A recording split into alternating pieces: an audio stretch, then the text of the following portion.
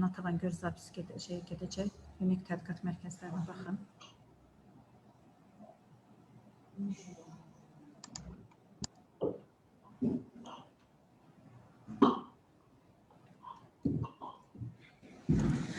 Başlayın Səmur müəllim. Salam, hörmətli tədbir iştirakçıları, hər birinizi salamlayıram və bugün bizimlə bərabər olduğunuz üçün sizin hər birinizi təşəkkürümü bildirirəm. Deməli, bugün Azərbaycan Dövlət İqtisad Universitetinin Beynəlxalq İqtisadi Əməkdaşlığın İnkişafı Ünik Tədqiqat Mərkəzi tərəfindən təşkil olunan və adı da inkişaf etməkdə olan ölkələrin ümumi ticarətə təşkil mövqeləri, yeni bazarlar və kəskin rəqabət mövzusunda webinarımıza sizləri görməkdən hər birinizə təşəkkür edirəm və xoşdur bizim üçün. İlk öncə özümü təqdim edim.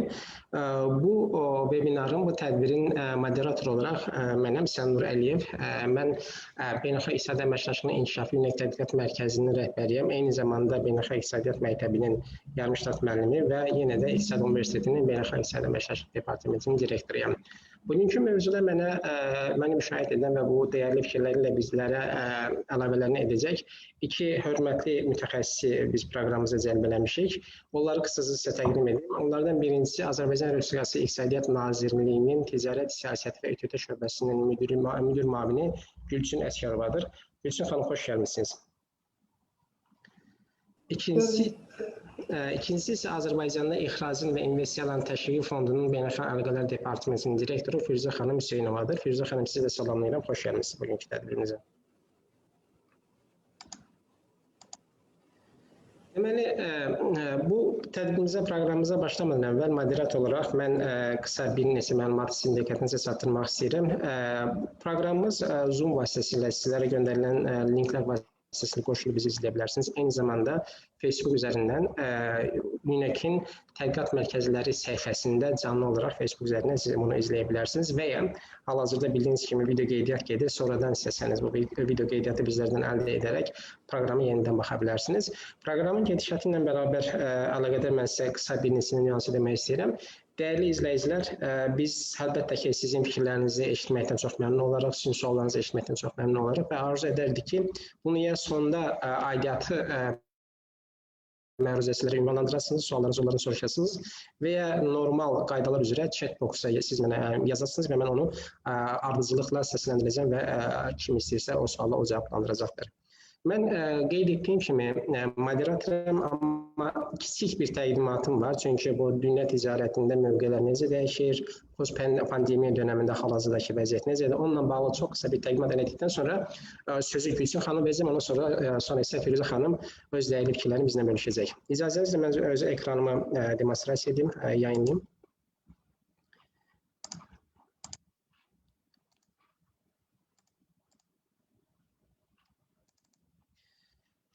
Bəli, COVID-19 pandemiyası sonrasında dünya ticarəti, yəni bu necə dəyişdi, hal-hazırdakı mövqeyimiz nədir və biz hara gedirik?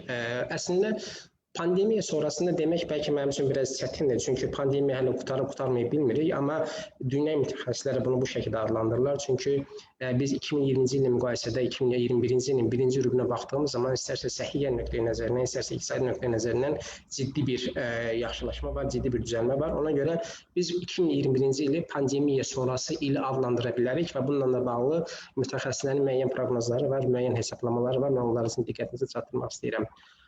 İlk əvvəl bu Beynəlxalq Millətlər Təşkilatının hesabatından, iqtisadi hesabatından götürülmüş bu qrafiklərdir və rəqəmlərdir. Mən onu sizlərlə bölüşmək istəyirəm. Maraqlı, çox maraqlı faktlardır. Bu hal-hazırdakı bu il 2020-ci il olan böhran daha əvvəl, yəni son 2-10 illikdə, yəni 2000-ci ildən bu yana olan digər iki böhranla, iqtisadi böhranla müqayisə edilir. Yəni bilirsiniz 2008-ci ildə dünya, 2009-da deyirlər, maliyyə böhranı baş verdi və ciddi bir sarsıntı meydana gətirdi bütün dünyada və 2015-ci ildə bu neft qiymətlərinin kəskin ucuzlaşması və ölkə iqtisadiyyatını, dünya iqtisadiyyatını təsvir edən, ticarət əlaqələri kəskin zəiflədən bir hadisə baş vermişdi ki, onlarla müqayisədə bu pandemiyanın daha tez sağaldığını, daha tez canlandığını biz müşahidə edirik. Yəni bununla bağlı bəlkə bu ayrıca bir mövzudur, bununla bağlı daha geniş müzakirə ola bilər və ya suallarınız, qatıqlarınız olursa ən sonunda məsələni biz müzakirə edə bilərik ki, niyə bu böhranla daha tez çıxıldı? İkinci olaraq bir vacib məqamı, bir vacib faktı diqqətinizə çatdırmaq istəyirəm. Baxın, yəni biz hal-hazırda 2021-ci ilin birinci rübü yaxşılaşma ilidir, canlanma ili dediyimiz zaman bu hamıya, bütün sektorlara aid deyil əslində. Yəni baxarsınızsa burada diqqətinizi çəkin, burada qırmızı qrafikdəki qırmızı xəttlər xidmətləri göstərir, amma göy xəttdə isə mal, əmtəə məhsullarını göstərir və buradakı arada ciddi fərq var. Yəni əmtəə məhsullarının, yəni malların düzəlməsi 2020-ci ildə baxdığınız zaman artıq müsbətə doğru, 2021-ci ilin birinci rübündən sonra artıq müsbətə doğru keçir. Hətta mən biraz sonra təqdim edəcəyim rəqəmlərdə görəcəksiniz, bəzi ölkələrdə, Çin kimi bəzi ölkələrdə bu 2019-cu il, yəni pandemiya öncəsi rəqəmlər də çox artıb. Yəni çox təəccüblü bir haldır ki, yəni bu hadisələr Çində başladı, amma Çinin indiki mövqeyi daha yaxşıdır, yəni digər ölkələrlə müqayisədə. Amma təəssüf olsun ki, xidmət sektoru çox geridədir.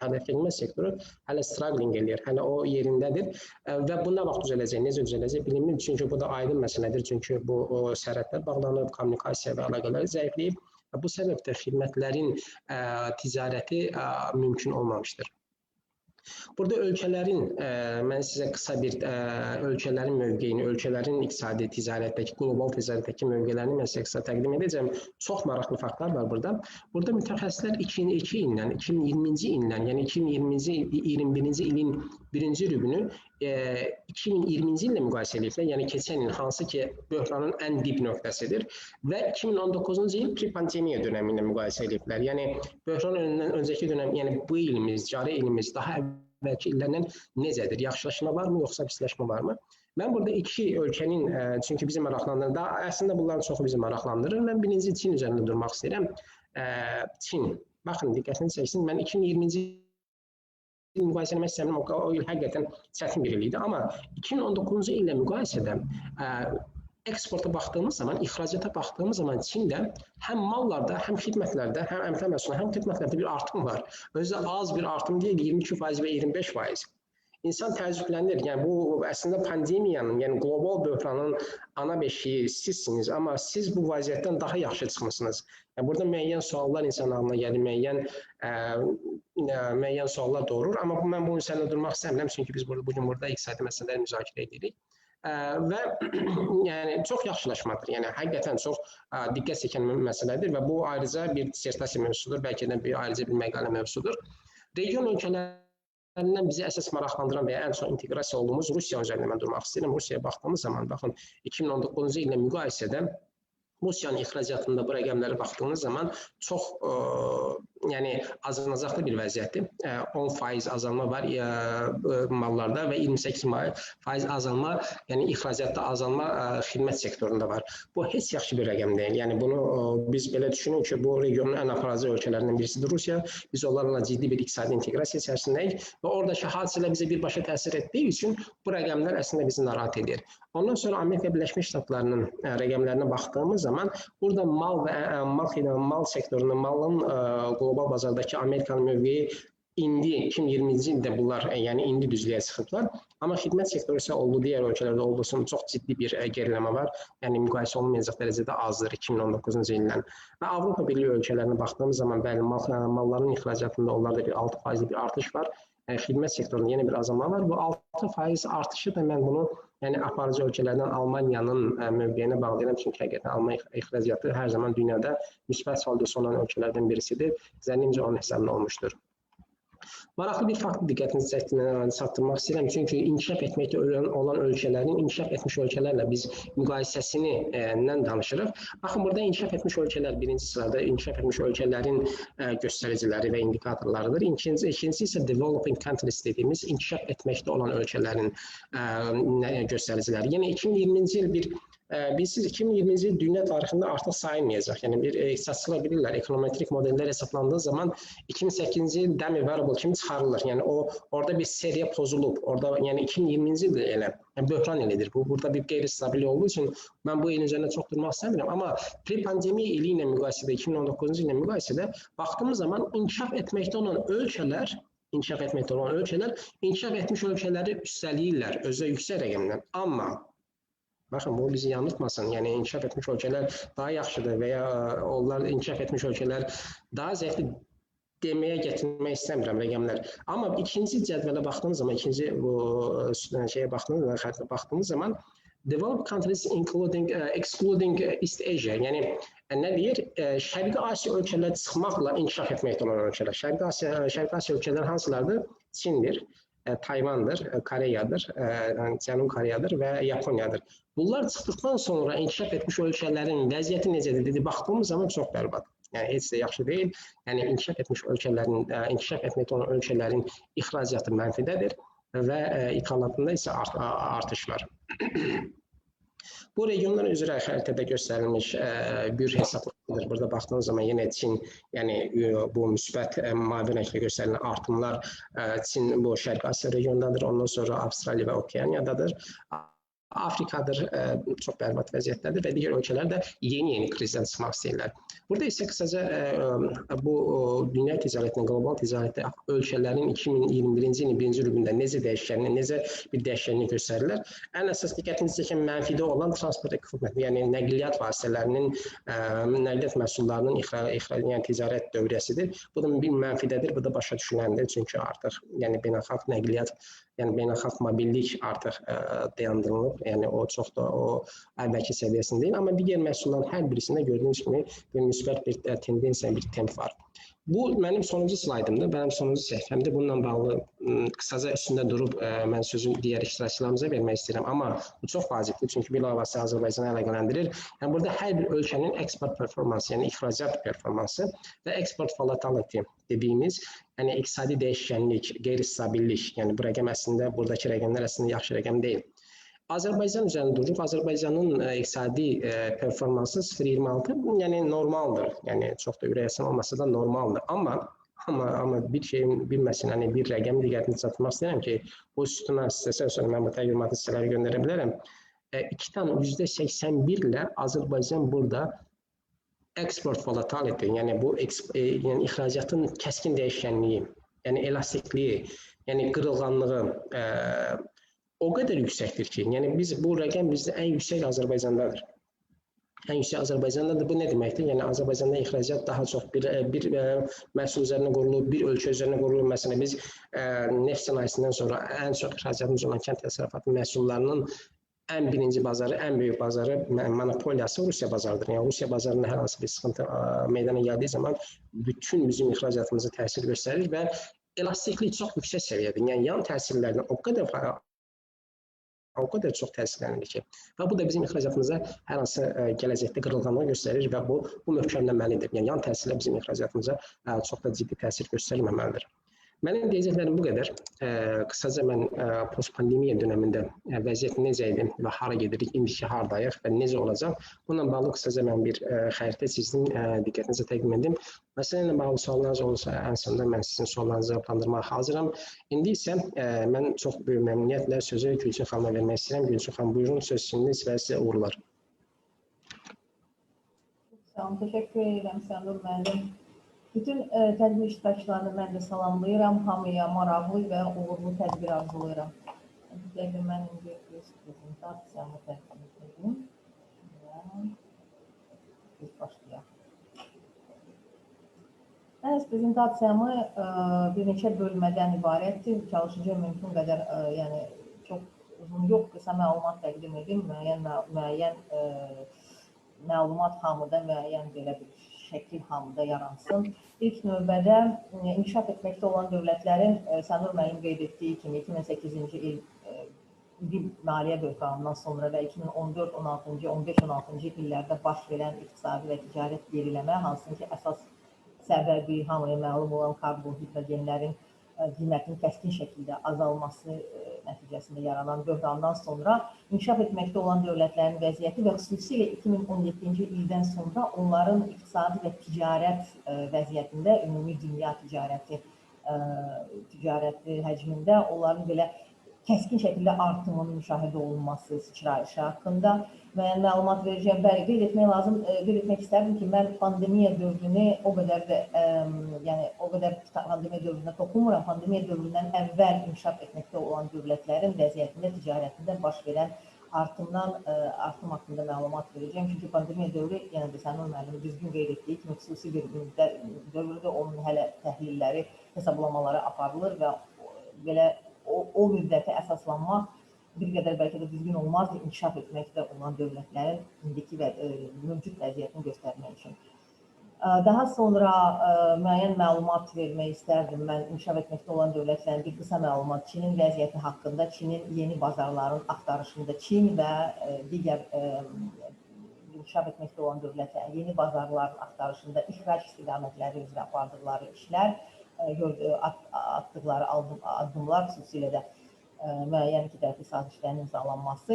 Daha sonra çox qısa məlumat vermək istərdim elektron ticarət haqqında, çünki hal-hazırdakı vəziyyətdə və ümumiyyətlə son 10 il ərzində, təxminən 5-10 il ərzində bu qloballaşan dünyada elektron ticarətin rolu xüsusilə artır və xüsusi rolu var.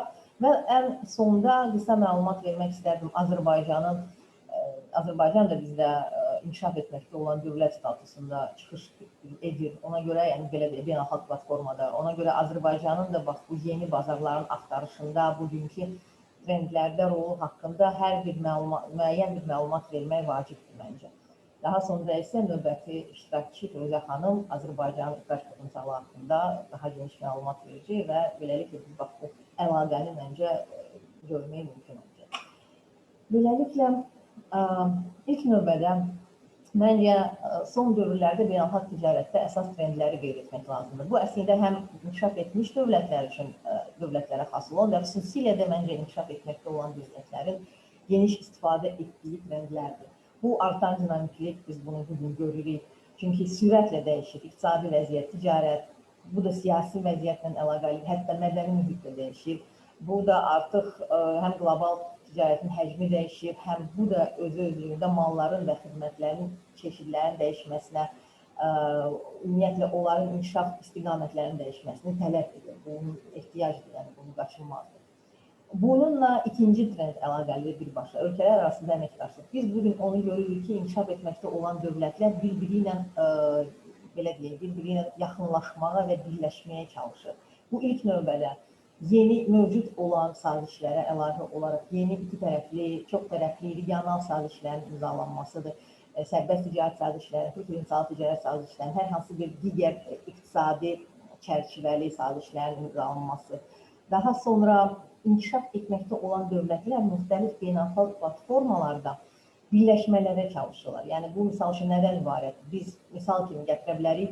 Çoxtərəfli ticarət, vahid çoxtərəfli ticarət platformasını təqdim edən Dünya Ticarət Təşkilatında biz misal kimi götürsək, görürük ki, bu təşkilatda inkişaf etməkdə olan dövlətlər artıq yalnız müstəqil şəkildə yox, qrup şəklində iştirak edirlər. Böyük qrup var orada, inkişaf etməkdə olan dövlətlər qrupu. Bu qrup birləşərək öz nüfuzunu, öz təsirini artırır. Hər hansı bir məsələlərin müzakirəsində inkişaf etməkdə olan, yəni ticarətin gələcəyi haqqında, hər hansı bir yeni istiqamətlərlə, hər hansı bir müzakirələr olduğu halda inkişaf etməkdə olan dövlətlər bir qrup çərçivəsində ilk növbəyə çıxış edirlər.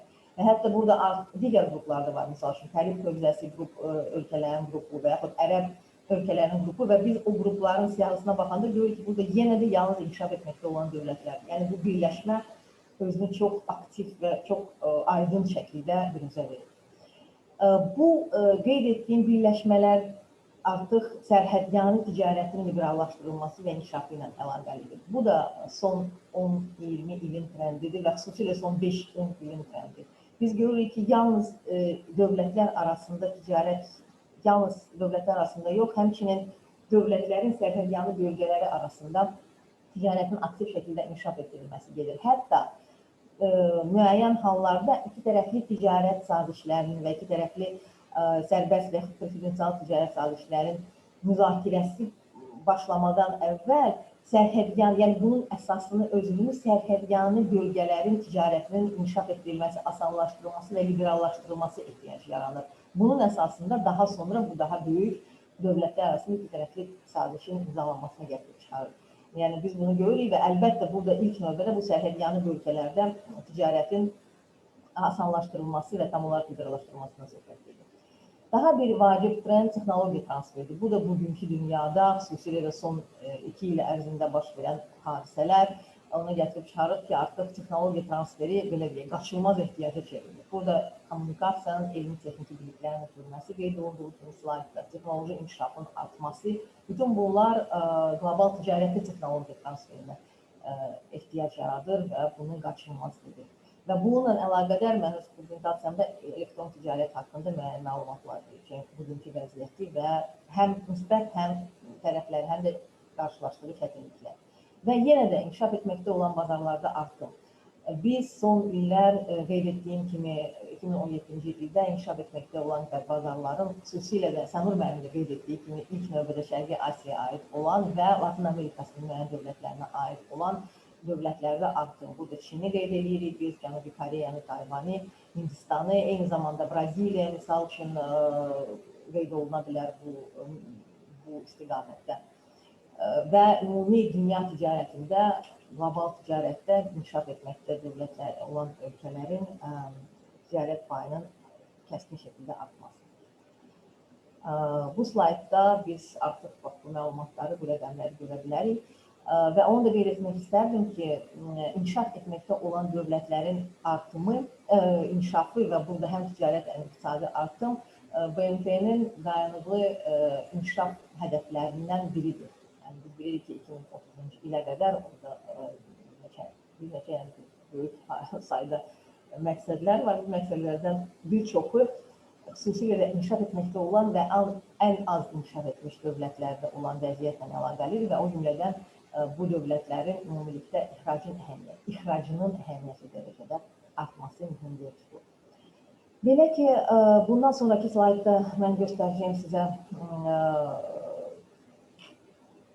diaqram şəklində qeyd etdiyim kimi 2008-ci ilin qlobal maliyyə böhranından sonra da xüsusilə 2014-cü, 16-cı illərdə ticarətin geriləməsi, karbohidrogenlərin qiymətlərinin kəskin şəkildə azalması nəticəsində baş verən geriləmədən sonra biz 2007-ci ildə inkişaf etməkdə olan dövlətlərin ticarətinin kəskin şəkildə artımını müşahidə edirik.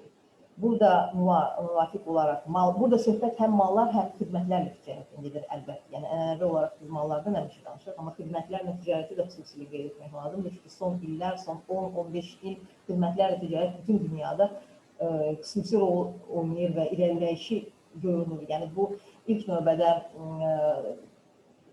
müxtəlif nəqliyyat xidmətləri, infrastruktur, logistika, turizm xidmətlərinin inkişafı ilə əlaqəlidir, təhsil xidmətləri, tikinti və bunlar da xidmətlərlə ticarəti çox gündəmə gətirir. Yəni, bunların da adı hər bir sahədə çəkilməlidirlər.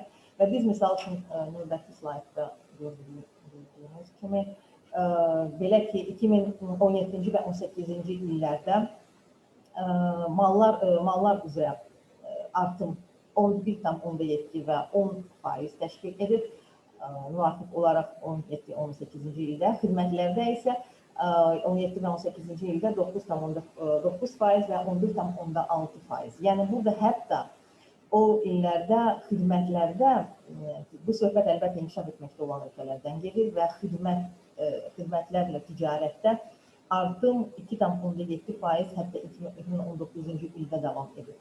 Yəni, biz görürük ki, xidmətlər aktiv şəkildə davam edir və ümumilikdə həcm olaraq mallar və xidmətlər üzrə ümumi həcm 2018-ci ildə 10,4 trilyon ABŞ dolları təşkil edib və 19-cu ildə isə 10,2 trilyon ABŞ dolları təşkil edib. Bu, yenə deyirəm, pandemiya dövründən əvvəl olan məlumatlardır, rəqəmlərdir. Və bax, bu slaydda biz inkişaf etməkdə olan ölkələrin xarici ticarətinin ümumi dünya ticarət həcmində payını görürük. 2005-ci ildən olaraq hər 5 il göstərilir burada. 20 yox, 19 yenə də göstəririk. Və biz görürük ki, həm xidmətlərdə, həm mallar ticarətində, həm xidmətlər ticarətində biz kəskin şəkildə artımı görürük. Və ümumi pay 2019-cu ildə artıq 41%-ə yaxındır və bəlkə də, yəni belə deyil, pandemiya dövrü yenə də təhlil sual altındadır, amma belə təxmin eləmək olar ki, yəni təxmini eyni istiqamət, eyni trend saxlanılsa, onda misal üçün növbəti 10 il ərzində hər hansı bir kəskin dəyişikliklər olmasa, yenə də pandemiya istisna olmaqla, bəlkə də 10 il ərzində ümumi pay təxmini, belə deyək də, dünya ticarətinin yarısını inkişaf etməkdə olan dövlətlərin xarici ticarət həcmi təşkil edə bilər. Amma yenə də bu, əlbəttə, növbəti mümkün dəyişikliklərlə əlaqəlidir və ilk növbədə xidmətlərlə ticarət sahəsinə mənfi təsir mallar ticarət istər-istəməz yenə də artmağa başlayır. Və burada əlbəttə qeyd etmək lazımdır ki, biz Şərqi Asiya dövlətlərini qeyd edirik və xüsusilə burada əlbəttə Çinin rolunu ilk növbədə qeyd etmək lazımdır. Səmur müəllim öz prezentasiyasında qeyd etmişdi ki, mallarla ticarət pandemiya dövründə və Çin çətinliklərinə baxmayaraq Çində mallarla ticarət yenə də artım orada görünür və biz isə belə bir şey qeyd edə bilərik. 2019-cu ildə dünya ticarətində istehsal olunan aralıq məhsulların 20%-i Çində istehsal olunan məhsulların payına düşür. 2002-ci illə müqayisədə bu 2002-ci ildə yalnız 4% təşkil edir. Biz deyə bilərik ki, 20 ildən az müddətdə bu biz kəskin şəkildə kəskin artım, sıçrayış müşahidə edirik. Bu hesablamalar BMT-nin Ticarət və İnkişaf Komitəsi tərəfindən həyata keçirilir. Təxminən 200 dövlət arasında təhlillər aparılıb və 13 istehsal sahələri araşdırılıb və belə bir nəticəyə qeyd olunub. Və burada əlbəttə onu qeyd eləmək lazımdır ki, aralıq məhsullar dedikdə biz xam malın ilkin emal nəticəsində əldə olunan məhsullar, həmçinin müxtəlif yarım fabrikatlar, hissəciklər haqqında danışırıq və əlbəttə burada onu nəzərə almaq lazımdır ki, inkişaf etməkdə olan digər dövlətlər üçün Çində bir çox yarım fabrikatlar, bir çox aralıq məhsullar hazırlanır, istehsal olunur və bax burada qeyd eləmək lazımdır ki, COVID-19 pandemiyasının hər hansı bir Çin iqtisadiyyatına təsiri yenə də bu ilkin araşdırmalardır, amma ilkin araşdırmalar nəticəsində qeyd olunub ki, hər hansı bir təsiri digər inkişaf etməkdə olan dövlətlərinə də öz mənfi təsirini göstərəcək. Əlbəttə, inkişaf etmiş dövlətlərə də, amma biz hal-hazırda inkişaf etməkdə olanlardan danışırıq və ilk növbədə elə hesablanır ki, ən çox mənfi təsir Cənubi Koreyanın istehsalına olacaq, çünki Cənubi Koreya kritik şəkildə Çindən müxtəlif hissələr, müxtəlif yarım fabrikatlar alır. Öz istehsalı üçün qeyd olunduğu kimi ən çox kommunikasiya vasitələri, maşınqayırma, elektronika və avtomobil sənayesi sahələrində geriləmə, yəni bax bu mənfi təsir hiss olunacaq. Meksika və Braziliyada avtomobil sənayesinə aid olacaq. Türkiyədə də, yəni hər bir dövlətə ənənəvi olan sahələrə, Türkiyədə tekstil və geyim sənayesinə öz mənfi təsirlərini göstərə bilər. Bax, burada rəqəmlər göstərilir. Yenə də deyirəm, bu ilkin araşdırmalardır, amma bugünə bax, belə bir təxmini, belə bir nəticəyə qeyd oluna bilər.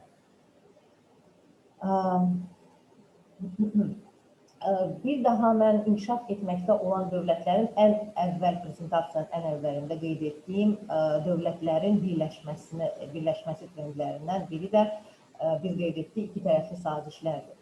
Və bu iki tərəfli sazişlər əlbəttə yeni bazarların inkişaf etməkdə olan dövlətlər tərəfindən yeni bazarların axtarışı, ixrac istiqamətlərinin, öz istehsal etdiyi məhsulların ixrac istiqamətlərinin yenilənməsi və eyni zamanda öz bazarlarına xarici investorların cəlb edilməsi, onların öz bazarlarında maraqlandırılması ilə əlaqəlidir. Burada biz Avropa İttifaqı ilə iki inkişaf etməkdə olan dövlətin Çin və Vyetnamın, yəni Şərqi Asiyadan söhbət edir, Çin və Vyetnamın imzaladığı, müzakirələri apardığı və imzaladığı sazişdən məlumat vermək istərdim. Mən Çinlə Avropa İttifaqı arasında saziş hələ ki yekunlaşmayıb, amma demək olar ki, bütün məsələlər, məqamlar artıq müzakirə olunur və bizə məlum olan məqamlar artıq burada qeyd olunduğu kimi hansı imkanlar açıcı hər iki tərəf üçün. İlk növbədə Avropa İttifaqı investorları Çin bazarına daha rahat giriş əldə edəcək. Bu niyə belə olacaq? Çünki sazişdə götürülən öhdəliklər, sazişdə götürülən şərtlər və Çin tərəfindən ilk növbədə götürülən öhdəliklər Avropa İttifaqı investorlara daha rahatlıq verəcək, elə bir əminlik verəcək ki, bax bu öhdəliklər əsasında Avropa İttifaqının investorları əmin şəkildə öz fəaliyyətləri ilə məşğul ola bilərlər. Əlbəttə, eyni zamanda Çin hökuməti Avropa İttifaqı şirkətlərinə ədalətli rəqabət mühiti təqdim edir. Bu da öhdəliklərdə əlbəttə əks olunur, qeyd olunur. Mübahisələrin həlli sistemi ilə bağlı daha mütərəqqi addımlar atılacaq. Bu çox vacib məsələdir. Çünki ümumiyyətlə hazırda dünyada mübahisələrin həlli sistemi ilə bağlı müəyyən böhran yaşanır. Bu da nə ilə əlaqəlidir? Qeyd etdiyim kimi, çoxtərəfli ticarət sisteminin vahid platforması kimi çıxış edən Ümumi Dünya Ticarət Təşkilatının hal-hazırda mübahisələrin həlli məhkəməsində müəyyən böhran yaşanır. Və belə deyək, bu dövlətin üzvləri olan, o cümlədən Avropa İttifaqı və Çin mübahisələrin həlli sistemində, mübahisələrin həllində istədikləri şəkildə və zəruri olan şəkildə nəticə əldə edə bilmirlər. Hələ ki müəyyən problemlər yaşanır və bu da əlbəttə alternativ sistemlərdən istifadə etməyə məcburiyyət yaradır, ehtiyac yaradır. Bu da ki, bax, belə tərtib sazişlərin hər bir sazişdə müstəqil olaraq bu sistem işlənib hazırlanır və bu da hər iki tərəfin, yenə də hər iki tərəfin investorları üçün əminlik yaradır ki, hər hansı bir problem yarandığı halda bunların ədalətli şəkildə həll olunması mümkün olacaq. Və əlbəttə sazişdə hər bir bu tip sazişlərdə olduğu üçün və yenə də BMT-nin dayanıqlı inkişaf məqsədlərini də nəzərə almaqla həm inkişaf, həm iqlim, həm məcburi əməklə bağlı bir sıra məqamlar nəzərdə tutulur, beynəlxalq praktikaya uyğunluq nəzərdə tutulur. Avropa İttifaqı ilə Vyetnam isə öz danışıqlarını bitirib, hətta saziş imzalanıb və bu sazişdə, misal üçün Çinlə sazişdən fərqli olaraq, düzdür Çinlə sazişi son vaxtı hələ məlum deyil, amma yenə də Vyetnamla Avropa İttifaqı arasında imzalanan sazişdə artıq demək olar ki, 99%-ə yaxın tariflər üzrə, mallar üzrə, mal mövqeləri üzrə tariflər ləğv edilir. Yəni demək olar ki, bütün mal mövqeləri, demək olar ki, bütün mal nomenklaturası üzrə sərbəst ticarət həyata keçirilir. Tənzimləyici çərçivələrdə yumşaldılır, bu qeyri-tarif maneələrə aiddir. Bu, misal üçün, lisenziyalaşdırma ola bilər, sertifikatlaşdırma, hər hansı bir kəmiyyət məhdudiyyətləri, hər hansı bir ümumiyyətlə məhdudiyyətlər sərhəddə. Bunlar da yumşaldılır və ləğv edilir. Bu da öz növbəsində əlbəttə ticarətin aktivləşməsinə böyük təkan verir. Coğrafi göstəricilərin qorunması təmin edilir. Çox vacib məsələ. Avropa İttifaqı üçün də və Vyetnam üçün də Avropa İttifaqı xüsusilə çox həssas məsələdir bu və bu coğrafi göstəricilərin qorunması ilə bağlı razılığın əldə olunması əlbəttə hər iki tərəfə bu sahədə daha çox imkanlar yaradır. Və xidmətlər və dövlət satın üzrə bazarın açılması vacib məsələ, xidmətlərin aktivləşdirilməsi çox vacibdir və xidmətlər bazarının açılması Avropa İttifaqı investorlarına, Vyetnamın bazarına daha rahat əminliklə daxil olmağa imkan verir. Eyni zamanda Vyetnamın xidmət təchizatçılarına Avropa İttifaqının bazarlarında daxil olmasında və orada fəaliyyət qurmasına daha əlverişli şərtlər və imkanlar yaradır. Bundan əvvəlkindən müqayisədə çox vacib.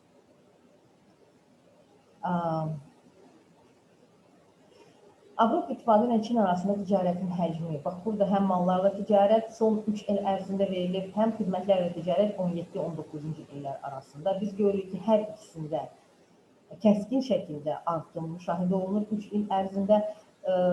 Həm mallarda, həm xidmətlərdə sadəcə olaraq mallarda hər 3 il üçün ixrac üstəliyir, idxal oluna görə sayılı həmişə müsbətdir. Xidmətlərdə fərqli vəziyyət fərqlidir burada. Hələ ki, idxal üstəliyir ixracı, ona baxmayaraq ki, ixracda hər 3 il ərzində artım müşahidə olunur. Yəni, çox güman ki, belə bir şey demək olar ki, bəlkə imzalanmış ikitərəfli saziş nəticəsində bax, xidmətlərdə də salonun müsbət istiqamətdə inkişaf etməsinə imkan yaranır.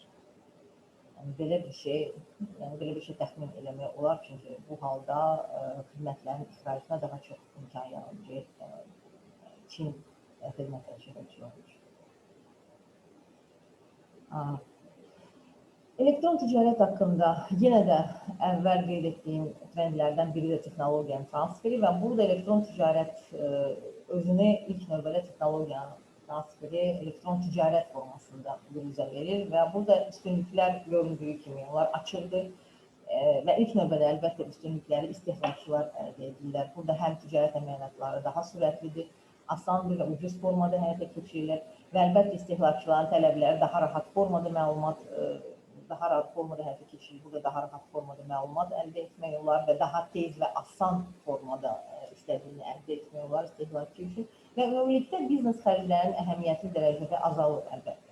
Yəni, bugünkü dünya üçün pandemiya, hətta post-pandemiya dünyası üçün biz artıq başa düşdük ki, dünyada kəskin dəyişikliklər baş verir və əlbəttə elektron ticarətin burada rolunu hətta əhəmiyyəti çox yüksəkdir. Biz onu özümüz gündəlik həyatımızda görürük. Amma eyni zamanda elektron ticarətin misal üçün beynəlxalq təşkilatlarda da artan rolu qeyd olunur. Xüsusilə yenə də Ümumdünya Ticarət Təşkilatının öz siyasətində, qanunvericiliyində, öz yeni platformalarda xüsusilə qeyd olunur. Ümumdünya Ticarət Təşkilatının hətta elektron ticarət haqqında platforması formalaşdırılır və onun ətrafında müzakirələr aparılır. Amma biz həmişə yalnız elektron ticarət deyəndə onun müsbət tərəflərini qeyd edirik və adətən ənənəvi olaraq mallarla ticarətdən danışırıq. Amma burada əlbəttə böyük xüsusi yer xidmətlərlə elektron ticarətə də verilməlidir. Və bax, xidmətlərlə elektron ticarətdən danışanda burada müəyyən problemlər yaranır. İlk növbədə xidmətlərlə elektron ticarətin həyata keçirilməsi müsbət bir haldır, çox rahat bir haldır. Amma digər tərəfdən burada artıq xərclər, müəyyən vergi ödənişləri və müəyyən texniki məsələlərdə problemlər yaranır. Digər tərəfdən mallar ələ çatan və əlin toxunması mümkün olan ticarətdir. Xidmətlərdən söhbət gedəndə, əqli mülkiyyətdən söhbət gedəndə burada artıq biz bunu əlimizlə hiss edə bilmirik, əlimizlə toxuna bilmirik və burada bir çox suallar yaranır. Hansı xidmət sahələri bu formada həyata keçirilə bilər? Hansı əqli mülkiyyət fəaliyyət növləri elektron ticarət formasında həyata keçirilə bilər? Əqli mülkiyyətdə misal üçün kimisə əqli mülkiyyət hüquqları hansı formada ticarət oluna bilər? Biz elektron ticarətdən əqli mülkiyyətdə danışanda bu disk özü və yaxud onun içində yazılan məlumatdan söhbət edir. Yəni sual hal-hazırda çoxdur. Elektron ticarət platforması indi hamı tərəfindən çox maraqlı olan, hamı buna belə deyək, çalışır, bundan istifadə eləsinlər, amma bunun həm qanunvericilik çərçivəsində, həm ümumi dünya formatında, ümumi dünyada qəbul olunmuş standartlarda bir çox hərəki boşluqlar və qeyri-müəyyən sahələr var və bu əlbəttə inkişaf etdirilməlidir. Hal-hazırda dövlətlər arasında, inkişaf etməkdə olan dövlətlər arasında, o cümlədən Azərbaycan və digər dövlətlərlə müxtəlif iki tərəfli anlaşmalar, iki tərəfli memorandumlar formalaşdırır ki, bunların əsasında bax, bu bütün boşluqlar və qeyri-müəyyən sahələr bir qədər formalaşdırılıb və hər hansı bir nəticəyə gəlsinlər. Və artıq mən qeyd etdiyim kimi prezentasiyamın sonuna çatırım və burada istərdim bir qısa məlumat Azərbaycan haqqında da verim. Azərbaycan hal-hazırda inkişaf etməkdə olan dövlət statusu ilə çıxış edir hər müxtəlif beynəlxalq platformalarda və Azərbaycanın digər inkişaf etməkdə olan dövlətlərdə olduğu kimi seçdiyi iqtisadi modellərdə inkişaf modelini qeyd etmək istərdim. Məlum olduğu kimi tarixən dünya ölkələri iqtisadi artım üzrə iki model əsasında fəaliyyət göstərirlər. Biri, qeyd olunduğu kimi, yerli istehsalın artımı hesabına ixalın əvəzləşdirilməsi, ikincisi isə ixracın daha da genişləndirilməsi. Birinci modeldə ixalın əvəzləşdirilməsi yerli məhsullara olan tələbi ixalın məhdudlaşdırılması hesabına artırılmasına əsaslanan iqtisadi modeldir və bu modelin zəifliyi ondan ibarətdir ki, hədəf olaraq müəyyən yerli istehsal üçün hədəf olaraq seçilən sənaye sahələri rəqabətdən kənarda qalırlar. Çünki ixal məhdudlaşdırılır və bunlar aralarında rəqabət edirlər. İxal olunan digər, yəni qıraqdan gələn məhsullarının ixal imkanları məhdudlaşır və bu da nəticəsə dövlətin əslində iqtisadiyyatının zəiflənməsinə müəyyən dərəcədə gətirə bilər. Misal üçün biz misal olaraq gətirə bilərik Afrika, müəyyən Cənubi Asiya ölkələrini, hansılar ki, Bakının modeli seçirlər və əslində zəif inkişaf edən ölkələr siyahısına düşürlər. İkinci model isə Azərbaycanın əslində seçdiyi model, ixracın daha da genişləndirilməsi. Bunun üstünlükləri burada qeyd olunur. İlk növbədə həm texnoloji inkişafın qaçılmaz olması, həm istehsal xərclərinin optimallaşdırılması, fərqli məhsulların istehsalı və xarici ticarətin daha da liberallaşdırılmasına gətirib çıxarır. Çünki İlkin olaraq hər hansı məhsul yerli bazara yox, dünya bazarına istiqamətlənəcək belə halda və əlbəttə burada texnoloji inkişaf qaçılmazdır. Və hər bir müəssisə istehsalın ən yaxşı yolunu axtarır. Ən yaxşı yolunu axtarır və onu tapmağa çalışır. Eyni zamanda transmilli şirkətlərin yaranmasına səbəb yaranır ki, bununla da şirkətlər xərcləri optimallaşdırmağa çalışır. və eyni zamanda ixracın şaxələndirilməsi modelinə gətirib çıxarır. Bu da əlbəttə rəqabəti davamlı edir və qaçılmazdır. Biz misal kimi bir sıra dövlətləri götürə bilərik. Bu da inkişaf etmiş dövlətlərdir ilk növbədə. Yaponiya, sonra inkişaf etməkdə olan dövlətlər Singapur, Cənubi Koreya və Tayvan. Bunlar bu modeli seçirlər və qısa müddət ərzində biz onların kəskin şəkildə inkişaf etdiklərini müşahidə edirik. Və Azərbaycan haqqında inkişaf etməkdə olan dövlət kimi Azərbaycanın hazırda yeni bazarların axtarışında və rəqabətin artırılmasında, ixracın aktivləşdirilməsində, ixracın inkişafında və yeni ixrac istiqamətlərinin müəyyən edilməsi məqsədi ilə atdığı addımlar haqqında qısa məlumat vermək istəyirdim. Burada qeyd olunmayıb, Azərbaycan hal-hazırda milli ixrac strategiyasını hazırlayıb və artıq təsdiq olunma mərhələsindədir. Və bu Azərbaycanın ilk milli ixrac strategiyasıdır. Orada həm mallar və həm xidmətlər əhatə olunur. Mən qısa məlumat verim olmadığı üçün. Və bu ixrac strategiyasında həm Azərbaycan üçün həssas və istehsal və ixrac potensialı olan mallar və xidmətlər sahələri qeyd olunub. Bunların mümkün inkişaf istiqamətləri, ixrac istiqamətləri və digər məsələlər qeyd olunub.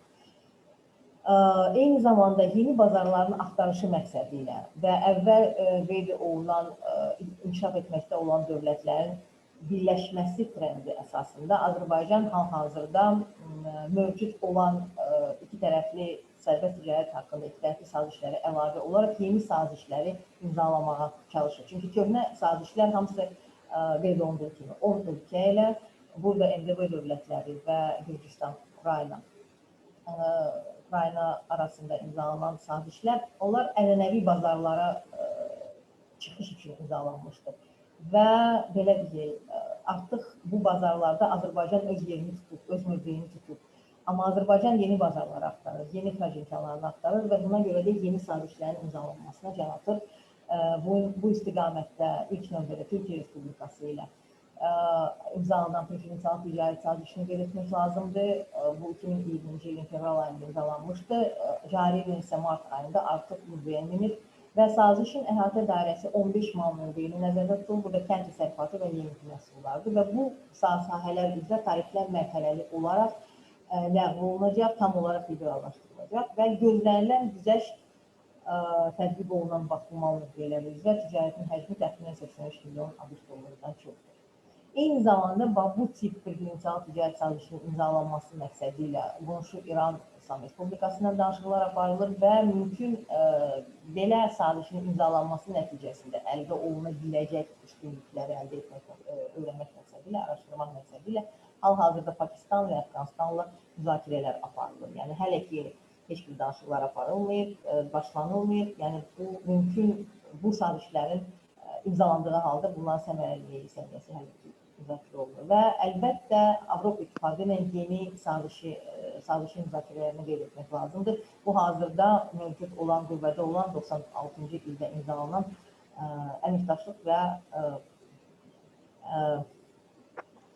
tərəfdaşlıq və əməkdaşlıq sazişini əvəz etməlidir və bu saziş imzalandığı halda əlbəttə Azərbaycan istədiyi güzəştləri əldə edə biləcəyi halda Azərbaycan investorlarına, Avropa İttifaqının bazarlarına daha məhdudiyyətsiz, daha rahat çıxışına imkan verəcək.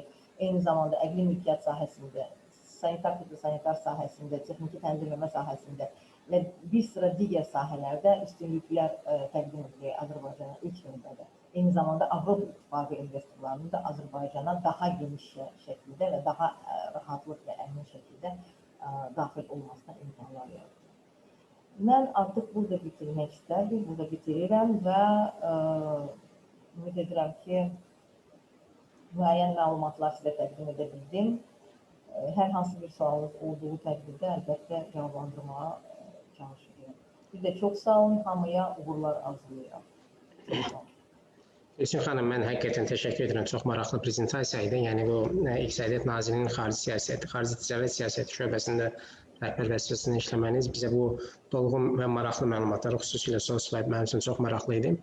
Bəli, bəzi məqamların özünü toxumaq istəyirəm. Yəni düzdür. Yəni bu qeydlərinizdə dünyada inkişaf etməkdə olan ölkələr inkişaf edirlər. Həqiqətən yaxın zamanlarda, yəni yaxın illərdə qlobal ticarətdə 50% yaxınlaşacaq. Bu xoş bir informasiyadır bizim üçün. Təbii ki, amma burada unutmamaq lazımdır ki, onun əsas aparıcı ölkə Çindir. Yəni Çin çıxdığı zaman digər ölkələrin mövqeyi necə olacaq, o biraz müəmmadır.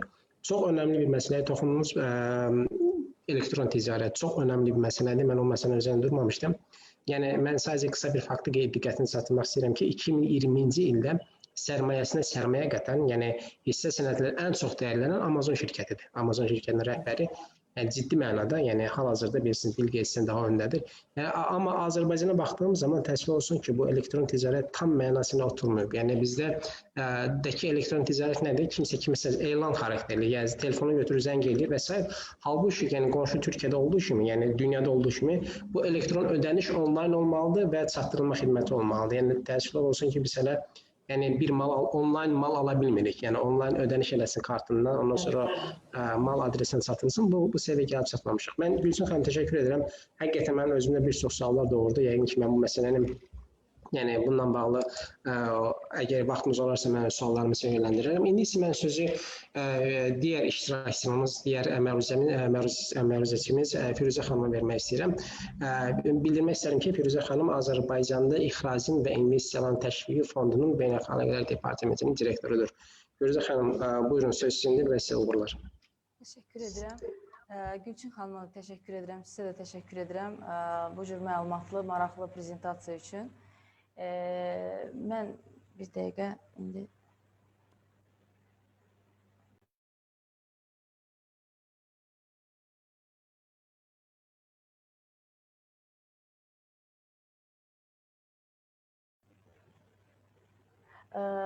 ilk öncə görsənir, deməli, ilk öncə fəaliyyət göstərdiyim qurum barədə qısaca məlumat vermək istərdim.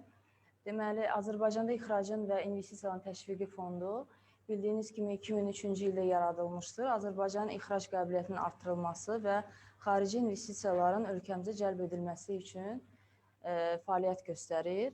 Qurumun əsas funksiyaları qısaca keçərdim. Yəni, yerli sahibkarlarımızın istehsal etdiyi məhsulların ixrac potensialının artırılması, burada Azərbaycan məhsullarının tanıdılması və əsas mexanizm kimi, bildiyiniz kimi, ölkə başçısının sərəncamı ilə yaradılmış Made in Azərbaycan brendidir. Və Made in Azərbaycan brendinin təşviqinin 10 aləti var. Onlardan ölkəmizin məhsullarının tanıdılması ilə bağlı müntəzəm olaraq ixrac missiyalarının təşkil edilməsidir. Alıcıların ölkəmizə dəvət olunmasıdır və məhsullarla istehsalı ilə tanış edilməsidir.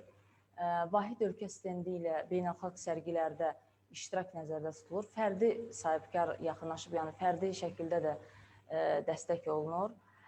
İştirakə bu, həmçinin bazar araşdırmaları nəzərdə tutur, elmi tədqiqat məsələləri də daxil olur, dəstək mexanizmi kimi və bir sıra digər məsələlər və bu alətlərin təbii ki, maliyyə tərəfini, müəyyən dərəcəsini, yəni Made in Azərbaycan brendinə ümumiyyətcə ayrılmış, ayrıca dövlət büdcəsinin özünün büdcəsi mövcuddur, kifayət qədər həcmli bir büdcədir, o qarşılanır. Bundan əlavə investisiya imkanlarıdır bildiyiniz kimi, genişləndirilməsi üçün təkliflər hazırlanır, investisiya layihələri mütəmadi olaraq hazırlanır, qarşı tərəfə təqdim olunur, xarici tərəfdaşlar tapılır, müəyyən görüşlər, səfərlər, müzakirələr, təşviq sənədləri, yəni kataloqlar, investisiya layihələrinin toplusu çapı, müəyyən biznes dairələrinə, sonra bildiyiniz kimi, ümumiyyətcə dünya praktikasında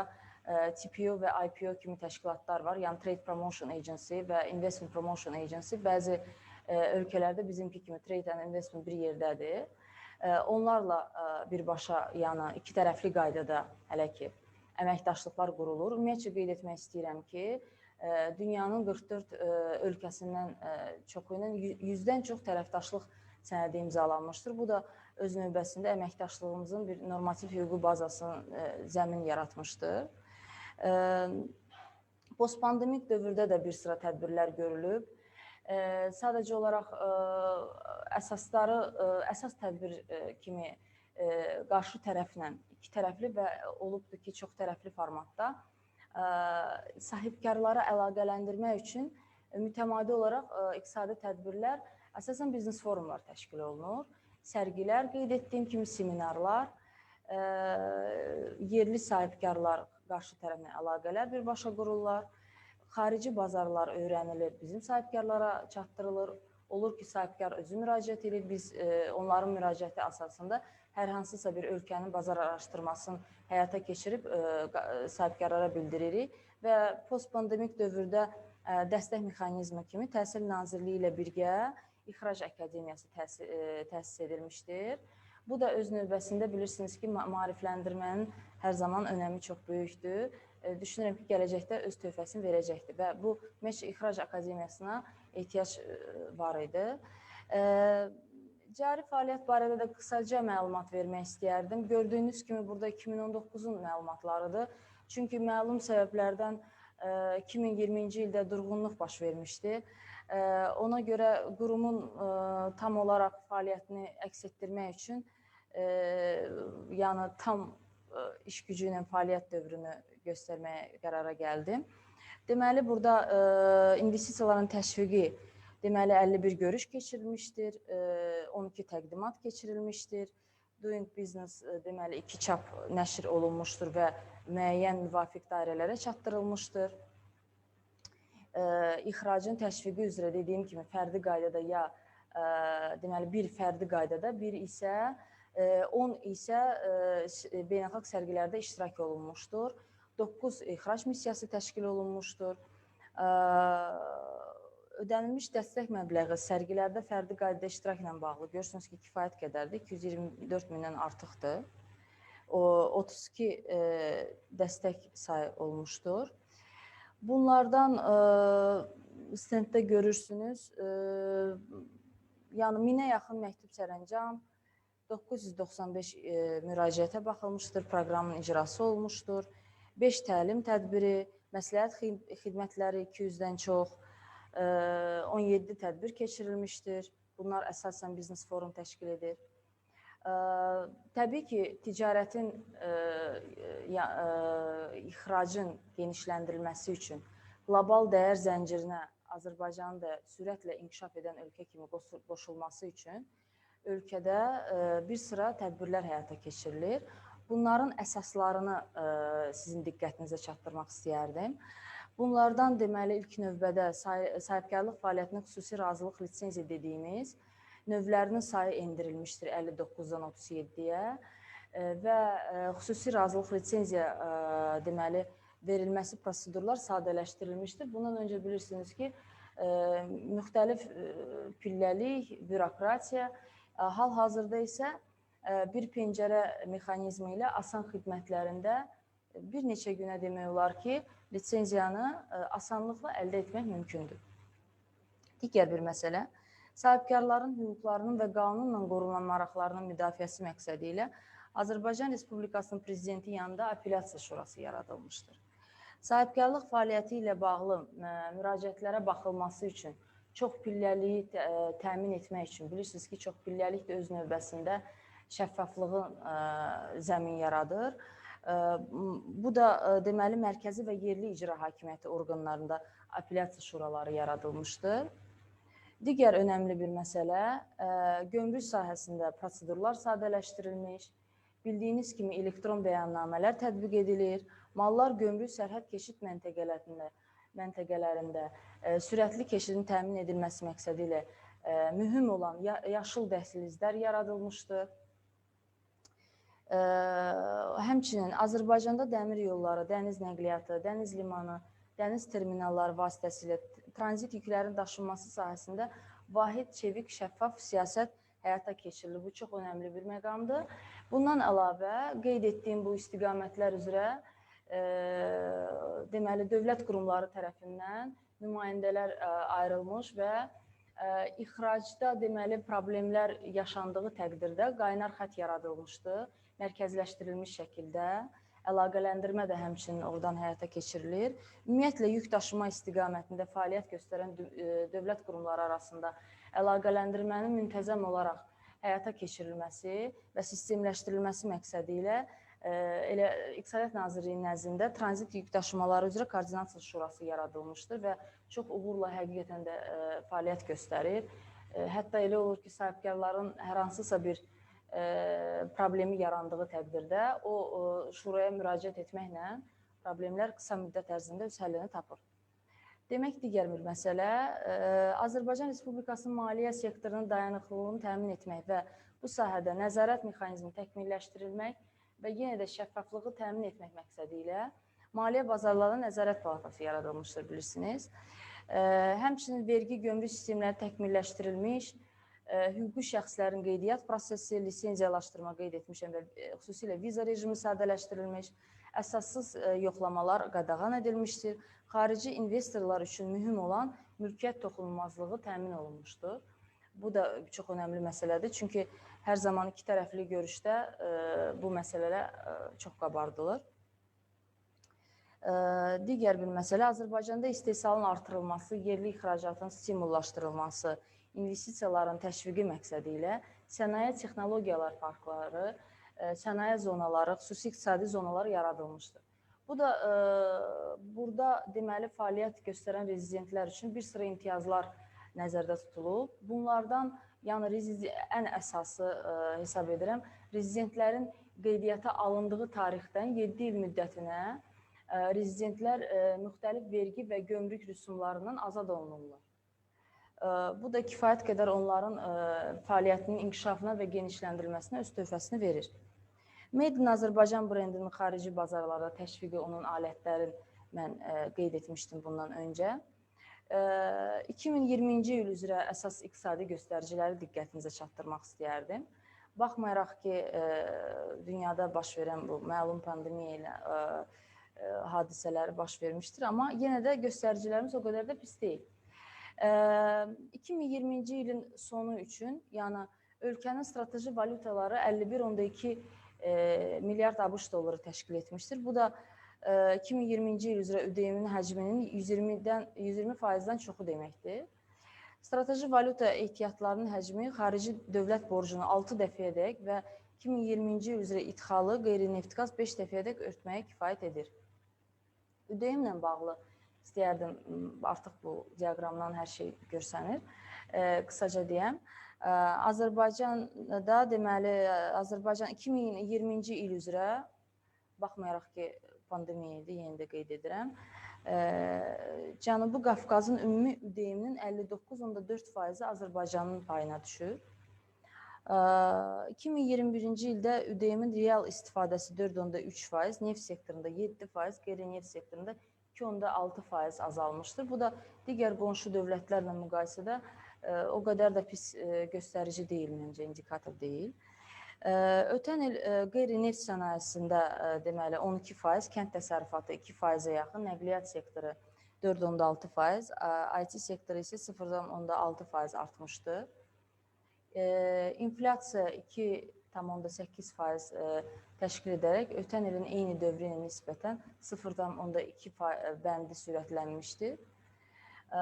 İxracın ÜDM-də payı 32,2% olmuşdur. Vergi daxil olmaları ÜDM-də payı artaraq 10% təşkil etmişdir. Daxil olmalarda qeyri-neft sektorunun payı 75,9% olmuşdur. İnvestisiya mühitinin yaxşılaşdırılması ilə bağlı qısaca məlumat vermək istəyərdim icazənizlə. 1995-ci ildən 2020-ci ilin 9 ayı ərzində Azərbaycan iqtisadiyyatına ümumilikdə 285 milyard dollardan artıq sərmayə yatırılmışdır. Bunun da yarısından çoxu xarici sərmayələr hesabına olmuşdur. Bu da artıq ölkəmizin yəni beynəlxalq arenada imicinin bir göstəricisidir. İnvestisiyanın təşviqi sənədi əsasında və sənaye parklarında fəaliyyət göstərən sahibkarlara uzun müddətli vergi güzəştləri də təqdim edilir. Bu da qeyd etdiyim kimi məsələdir. Beynəlxalq Maliyyə Korporasiyası ilə birgə investisiyaların cəlb olunması və ölkədə çalışan xarici investorlarla işin aparılması sayəsində beynəlxalq təcrübəni nəzərə alaraq birbaşa xarici investisiyaların təşviqinə dair strategiya hazırlanır. Hal-hazırda layihə mərhələsindədir, dövlət daxili prosedurlardan keçir. Digər ölkəmizdə, yəni bütün bu məsələlər kompleks şəklində indi həll olduqda təbii ki, mühüm töhfə verəcəkdir. Digər bir məsələ investisiya fəaliyyəti haqqında qanundur. Sonra dövlət investorların arasında açıq dialoq platforması kimi fəaliyyət göstərəcək investorlar şurasının yaradılmasıdır. Bu istiqamətdə işlər davam etdirilir. Azərbaycanın Respublikasının prezidenti fərmanı layihəsi artıq hazırlanır. Bildiyiniz kimi 7 avqust 2020-ci ildə Azərbaycan Respublikası fərmanı ilə Azərbaycan İnvestisiya Holdinqi yaradılmışdır. Bu da öz növbəsində icra nəzarətinin yeni mexanizmin yaradılması, yeni alətlər istifadə etməklə dünya praktikası və şəffaflığın təmin edilməsi ilə bağlı atılmış növbəti bir addımdır. Azərbaycan Dünya Bankının nüfuzlu Doing Business 2020 hesabatında ən islahatçı 10 ölkə sırasına daxil edilib. 190 ölkə arasında 78.5 qiymətləndirmə balı ilə 28-ci sırada yer almışdır. Avropa İttifaqı Biznes Mühiti Hesabatı 2020 5-ci nəşrinə əsasən Avropa İttifaqı şirkətlərinin 75%-i pandemiya dövrünün Azərbaycan iqtisadiyyatına mənfi təsirlərinin faizi, vergi güzəştləri və fiskal imtiyazları, 49%-i pandemiyanın daha çox təsir etdiyi sahələrdə əmək haqqlarının ödənilməsi, 40%-i isə inzibati prosedurlarının rəqəmsallaşdırılmasını yüksək qiymətləndirir. Burada ixracın artırılması üzrə bəzi təkliflər, məsələlər qeyd etmişəm, amma bunlar təbii ki, bəziləri texniki, bəziləri əməli tədbirlərlə həll olunacaq və bunlar yəni kompleks şəkildə həll olunduğu təqdirdə mərhələli şəkildə düşünürəm ki, mühüm ixracın genişləndirilməsi üçün mühüm töhfə verə bilər. Bu mövzumuza uyğun olaraq da yeni bazarların müəyyənləşdirilməsi, məhsulların daşınmasının asanlaşdırılması, nəqliyyat kommunikasiya layihələri deyəndə, yəni bu əslində yeni bir təqdimatın mövzusudur. Geniş bir təqdimatın mövzusudur. Mən bunu çalışacağım qısaca diqqətinizə çatdırım öz düşüncələrimi. Yeni bazarların müəyyənləşdirilməsi, yəni hazırki bazarları hörmətli Gülçin xanım qeyd etdi. Yeni bazarlar deyəndə mən düşünürəm ki, bizim hal-hazırda problemlər deməyək də çətinliklər yaşadığımız bir cənub istiqamətimiz var. Orada məhsulların daşınmasında bəzi çətinliklər var və bilirsiniz ki, ümumiyyətcə İran İslam Respublikası sanksiyalara məruz qalıb, onların limanları da sanksiya altındadır. Amma maraqlı məqam ondan ibarətdir ki, sanksiyaları olmağına baxmayaraq, biz onların məşhur Bəndir-Abbas limanından kifayət qədər məhsul ixrac edirik. Sadəcə olaraq bu məhsulu həqiqətən də artırmağa çox böyük potensial var. Amma dediyim kimi çətinliklərimiz də var. Yəni bu çətinliklərin hamısını sadalayıb da vaxtınızı almaq istəmirəm. Amma Bəndir-Abbasdan əlavə orada Cəbahar limanı da var. O da beynəlxalq sulara yaxın bir limandır. Onlar Pakistanlılara verilibdir deyə işlətməyə, sanksiyalara məruz qalmayıbdır. Amma bilirsiniz, bu Xəzər dəniz gəmiçiliyinin bu məhsulların daşınmasını asanlaşdırmasını deyəndə Xəzər dəniz gəmiçiliyinin 15-ə yaxın gəmiləri beynəlxalq sularda üzür. Bu Fars körfəzi ölkələrinin ümumiyyətcə bizə, ölkəmizə ixracına, məhsuluna çox böyük marağı var və bunu hər zaman qeyd edirlər iki tərəfli görüşlərdə. Sadəcə olaraq bu məhsulların daşınması, tranzitdə bizim çətinliklərimiz olduğu üçün biz ixracımızı artıra bilmirik. Bilirsiniz ki, bu əsasən ərəb ölkələri istehlakçı, yəni bazarı kütləsi çox həcmli böyükdür.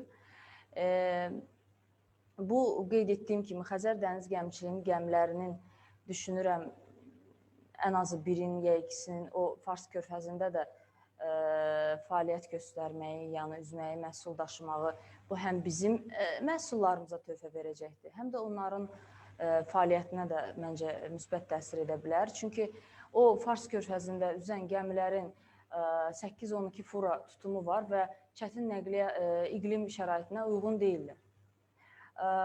Məhsullar da gedən adətən bilirsiniz ki, bu hava nəqliyyatı ilə yox, avtomobillə gedən məhsullar adətən o qədər də, necə deyim, bahalı məhsullar olmur. Bunların daşınmağı da və onlar tez korlanan məhsullar olur. Yəni ona görə də o marşrutu da məncə təşkil etmək olar. Xüsusilə düşünürəm ki, bu məsələlər də əslində danışılmışdı. Növbəti mərhələlərdə inanıram ki, həllini tapacaqdır. Sərhəd keçid məntəqələrində və limanlarda birgə logistika mərkəzlərin yaradılmasıdır, əlaqələndirmənin həyata keçirilməsidir. Nəqliyyat kommunikasiya layihələri kimi bilirsiniz, mən qeyd edə bilərəm, böyük sevinç hissi ilə bizim Zəngəzur inşallah tezliklə açılacaqdır dəhlizi. Onda yeni bir ticarət sistemi yaradılacaqdır. Bu, növbəti dəfə Azərbaycanın nəqliyyat xabına çevrilməsinə öz mühüm töhfəsini verəcəkdir, düşünürəm. Keçim digər bir məsələyə. Hədəf ölkələrin müəyyənləşdirilməsi, onların istehsal xəritələrinin hazırlanması, bu artıq biraz analitik təhlil tələb edir. Həmçinin yerli istehsal xəritələrinin hazırlanması, istehsalçıların siyahısı ilə birgə daha sonradan ixrac məhsullarının müqayisə edilməsi və ehtiyac yarandığı təqdirdə, inanıram ki, yaranacaqdır, sərmayə sahələri müəyyənləşdirilməsi. Burada mən dediyim kimi, bir məsələdən digər bir məsələ, yəni bir məsələ digər məsələni göstərir, zəncirvari effekti ilə. Bu, deməli, yerli satıcılarla xarici alıcıları birləşdirən ticarət şəbəkələri düşünürəm yaradılmalıdır. Bunlar da həm assosiasiyaların hər iki tərəfdən iştirakı ilə fərdi qaydada da bu şəbəkələri yaratmaq olar. İstehsal sahələri, istiqamətləri üzrə. İxracatçıların və sahibkarların bazaları təkmilləşdirilməlidir, yaradılmalıdır, təkmilləşdirilməlidir. Əlaqələndirmənin o baza üstündən, yəni həyata keçirmək daha asan olar deyə düşünürəm, daha sistemli olar deyə düşünürəm. Ticarət üzrə elektron portalın yaradılması dediyim bir məsələ. Bu, bundan öncə bizim Gülçin xanımın qeyd etdiyi elektron ticarət deyə deyil, qısaca bəlkə də bir texniki bir məsələdir, amma yenə də düşünürəm ki, buna da ehtiyac var bizim ölkəmizdə. Elektron portal dediyində nə nəzərdə tuturam?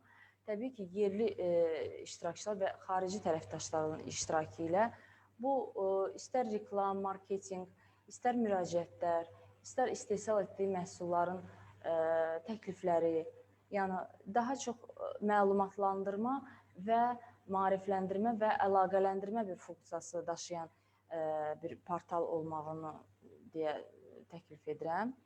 Digər məsələ, ticarət həcminin artırılması ilə Gülçin xanımın qeyd etdiyi kimi, informasiya və texnologiya axışının artırılması, bu artıq özü-özlüyündə mühüm məsələdir düşünürəm, son post-pandemik dövrdə xüsusilə və bu da özü-özlüyündə öz həllini tapacaqdır.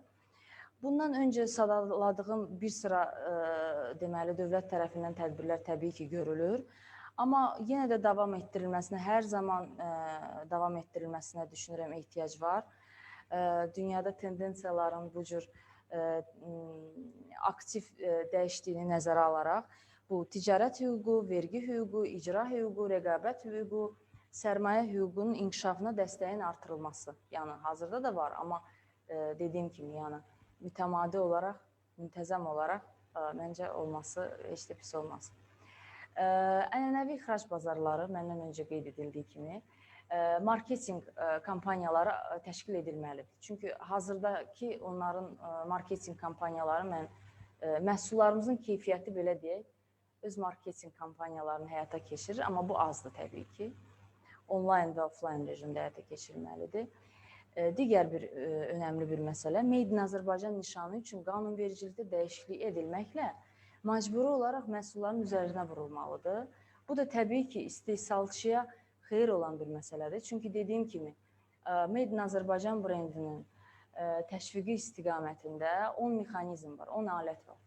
Amma mütəmadi olaraq bu alətlərin artırılması üzrə, bu təbii ki, kompleks bir tədbirdir, ölkə daxilində hökumət tərəfindən qəbul olunan hamısı sənədlərdir.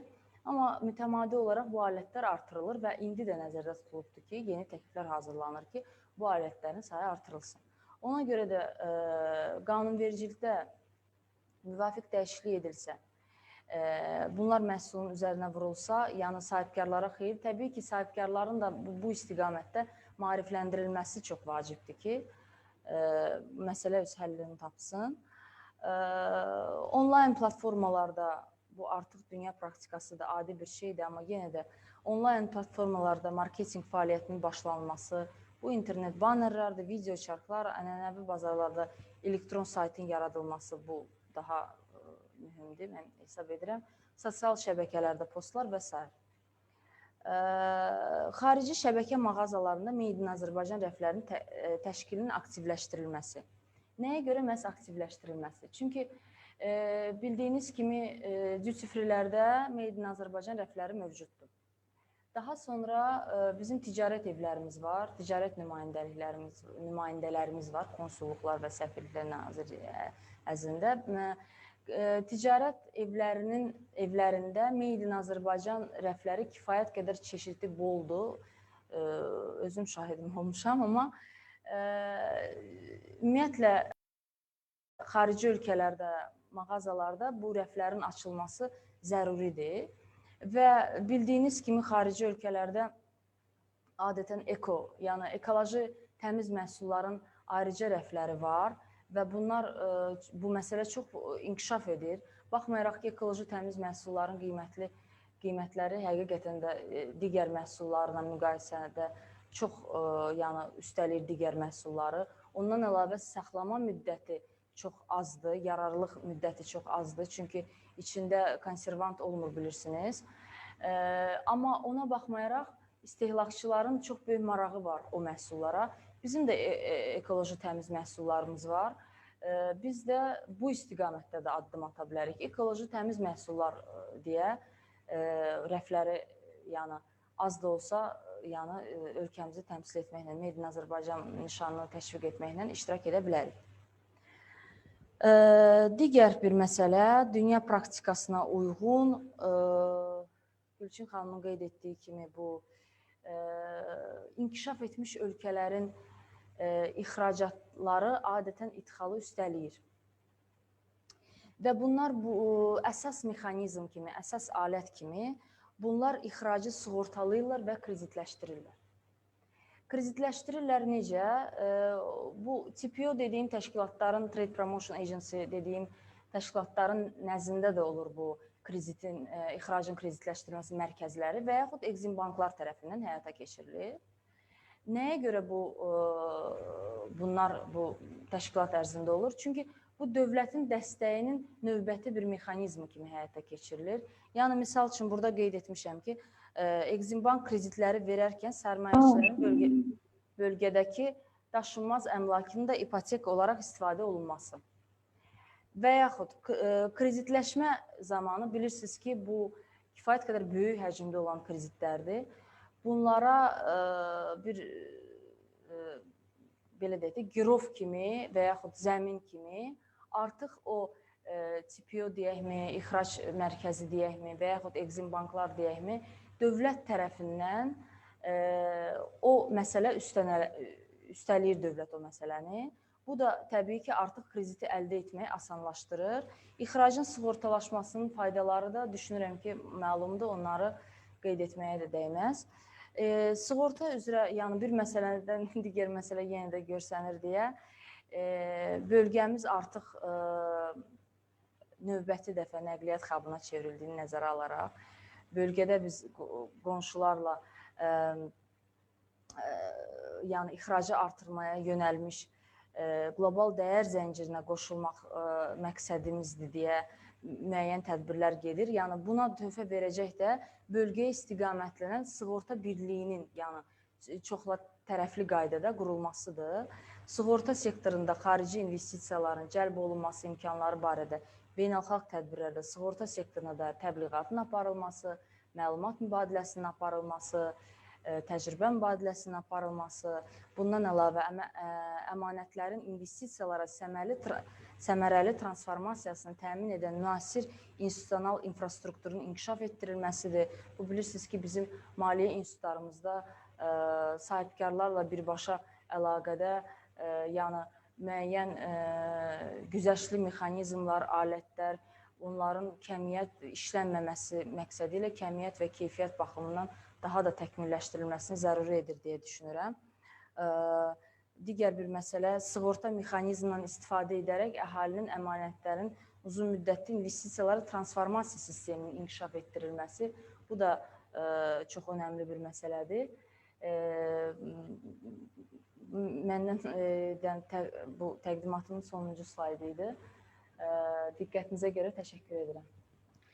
Güzel xanım, əslində biz sizə təşəkkür edirik maraqlı təqdimatınıza görə. Çox sağ olun. Həqiqətən, belə deyim də, Azərbaycanda ixracatın və ixracın və investisiyaların təşviqi fondunun, yəni dövlətin, yəni istərsə Made in Azərbaycan olsun, istərsə fərqli şəkildə müəyyən təşviqlər var ki, ola bilsin ki, ahali bundan xəbərsizdir. Bəzi sahibkarlar, biznesmenlər və yəni kiçik orta sahibkarlar bundan xəbərsizdir. Ona görə sizin bugünkü çıxışınız inanıram ki, daha geniş kütlələrə çatdıracaq və bu şəkildə onların məlumatlanması və informasiya əldə etməsinə imkan yaradacaq və yəni müraciətləri və ya ixracatı daha artmasını müsbət təsir edəcək.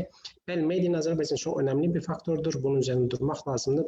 Çünki bu brendləşmə və ölkə məhsulunun xarici tanıtımı yəni bütün dövlətlər tərəfindən həyata keçirilən bir addımdır, siyasətdir və Azərbaycan da bunu doğru bir şəkildə yerinə yetirir. Hörmətli dinləyicilər, mən sizin səbrinizə görə təşəkkür edirəm və inanıram ki, bu iki hörmətli, dəyərli mütəxəssis tərəfindən təqdim olunan informasiya sizin xoşunuza gəldi. Amma təbii ki, burada sual doğuran məqamlar çoxdur. Mən ona görə bu sözü sizə vermək istəyirəm, dinləyicilərə vermək istəyirəm.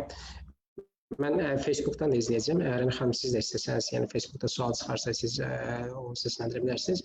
Amma hal-hazırda bu Zoom platforması üzərindən bizi izləyən əməkdaşlardan sual soruşmaq istəyərdim. Yəni bu dinləyici çıxışçılara, məruzəçilərə sualınız varmı?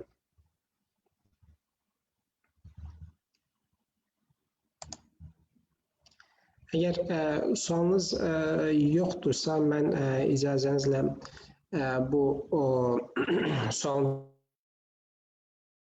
birinci sualı mən Gülsüm xanıma yönləndirim. Gülsüm xanım, bu az öncə siz model göstərdiniz, birincisi əvəz etmə modeli. Və belə deyim, hal-hazırda Azərbaycanda yəni ümumi qənaət, biraz da avam kütləsinin, yəni biraz daha oxumamış deməyim də Azərbaycanda təhsil səviyyəsi çox yüksəkdir. Yəni insanlarda belə bir qənaət var ki, bugün biz liberallaşarsaq, yəni ticarət əlaqələrini tam açarsaq, yəni bu bizim zərərimiz olar. Çünki Azərbaycan hələ yəni o iməkləyir, hələ ayaq üstə tam dura bilmir və ya başqa bir şey deyim. Bugün biz ÜTT-yə, Dünya Ticarət Təşkilatına üzv olarsak, Azərbaycanda vəziyyət daha da bərbad olar, daha da pis olar. Yəni bu həqiqətən belə midir? Yəni siz o ticarət siyasətini məşğul olan bir mütəxəssis kimi buna fikriniz necədir? Çox sağ olun Səmim müəllim. Firuzə xanım, sizə də təşəkkür eləmək istəyirəm. Çox həqiqətən dolğun prezentasiyanıza görə, Səmim müəllim, sizə də sualınıza görə. Əslində, Dünya Ticarət Təşkilatı haqqında çox danışmaq olar. Bizim müsbət, mənfi tərəflər də çoxdur, yəni biz onu da qeyd edə bilərik. Amma belə deyək, biz Ümumdünya Ticarət Təşkilatına üzv olsaq daha da bərbad vəziyyətin olması, məncə qeyd etdiyiniz kimi, təşkilatın qaydalarından çox az məlumat olması ilə əlaqəlidir belə fikir. Və bu da əslində normal bir şeydir. Yəni, təşkilatın xüsusi qaydaları var, onları da hamı bilməyə məcbur deyil. Bunu bilmək üçün ilk növbədə müəyyən cəmiyyətin maarifləndirilməsi işi aparılmalıdır və yalnız cəmiyyətin yox, eyni zamanda misal üçün sahibkarların və birbaşa təşkilata üzvlüyün təsiri ola biləcək ilk növbədə istehsalçılar əlbəttə, xidmət və mallar istehsalçılarına söhbət gedir.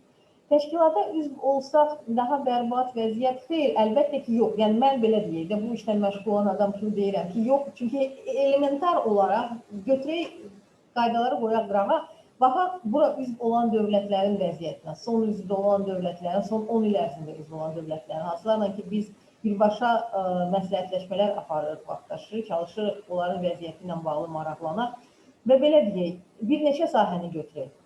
İlk növbədə mallar ticarəti, ənənəvi ticarəti və orada problem olması o qədər də böyük, yəni Azərbaycan üçün olmamalıdır. İlk növbədə ona görə ki, Azərbaycan artıq qeyd etdiyim kimi ixraca yönəlir.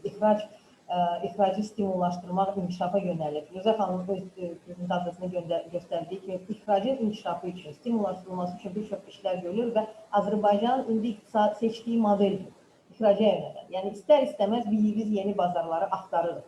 Və yeni bazarları axtarmaq iki tərəfli əsasla, regional əsasla, bir neçə dövlət əsasında qurulub sazişlərin imzalanması, ayrıca tələblərin və şərtlərin müzakirə olunmasındansa, idealda, eyni zamanda çox tərəfli platformaya qoşulmaq daha rahat olar. Yəni, sən şərtləri, biz şərtləri üzv olaraq çox tərəfli platforma, hamıya aid olan şərtləri qəbul edirik, hamıya aid olan öhdəlikləri qəbul edirik və bu hər bir dövlətlə ayrı-ayrı sazişdənsə, yəni bu formada bəlkə daha da əlverişli. Əlbəttə, burada deyilə bilər ki, biz ikitərəfli sazişi yalnız o dövlətlə imzalaya bilərik ki, bizim onunla rəqabət qabiliyyətli səviyyəmiz eyni, təxminən eynidir. Dünya Ticarət Təşkilatında fərqli dövlətlər var, inkişaf etmiş dövlətlər var, hansılarla ki, Azərbaycanın istehsal səviyyəsi rəqabət apara bilməz.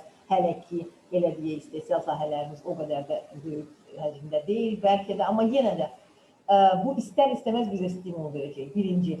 İkincisi, şərtlərin qəbul olunması Azərbaycana qarşı konkret əminliyin yaranmasına gətirib çıxaracaq. Və bu da Azərbaycana investorların sayının artırılmasına gətirib çıxaracaq. Bu 100%'lik əminliklə belədir. Çünki belə deyək, hər bir investor, hər hansı bir dövlətə, belə lap prinsipdir, sadə deyək, hər hansı bir dövlətə investisiya qoymaqdan əvvəl müəyyən etməlidir, nə qədər investisiya mühitə əlverişlidir və bu yalnız və yalnız sözlərlə məhdudlaşmır.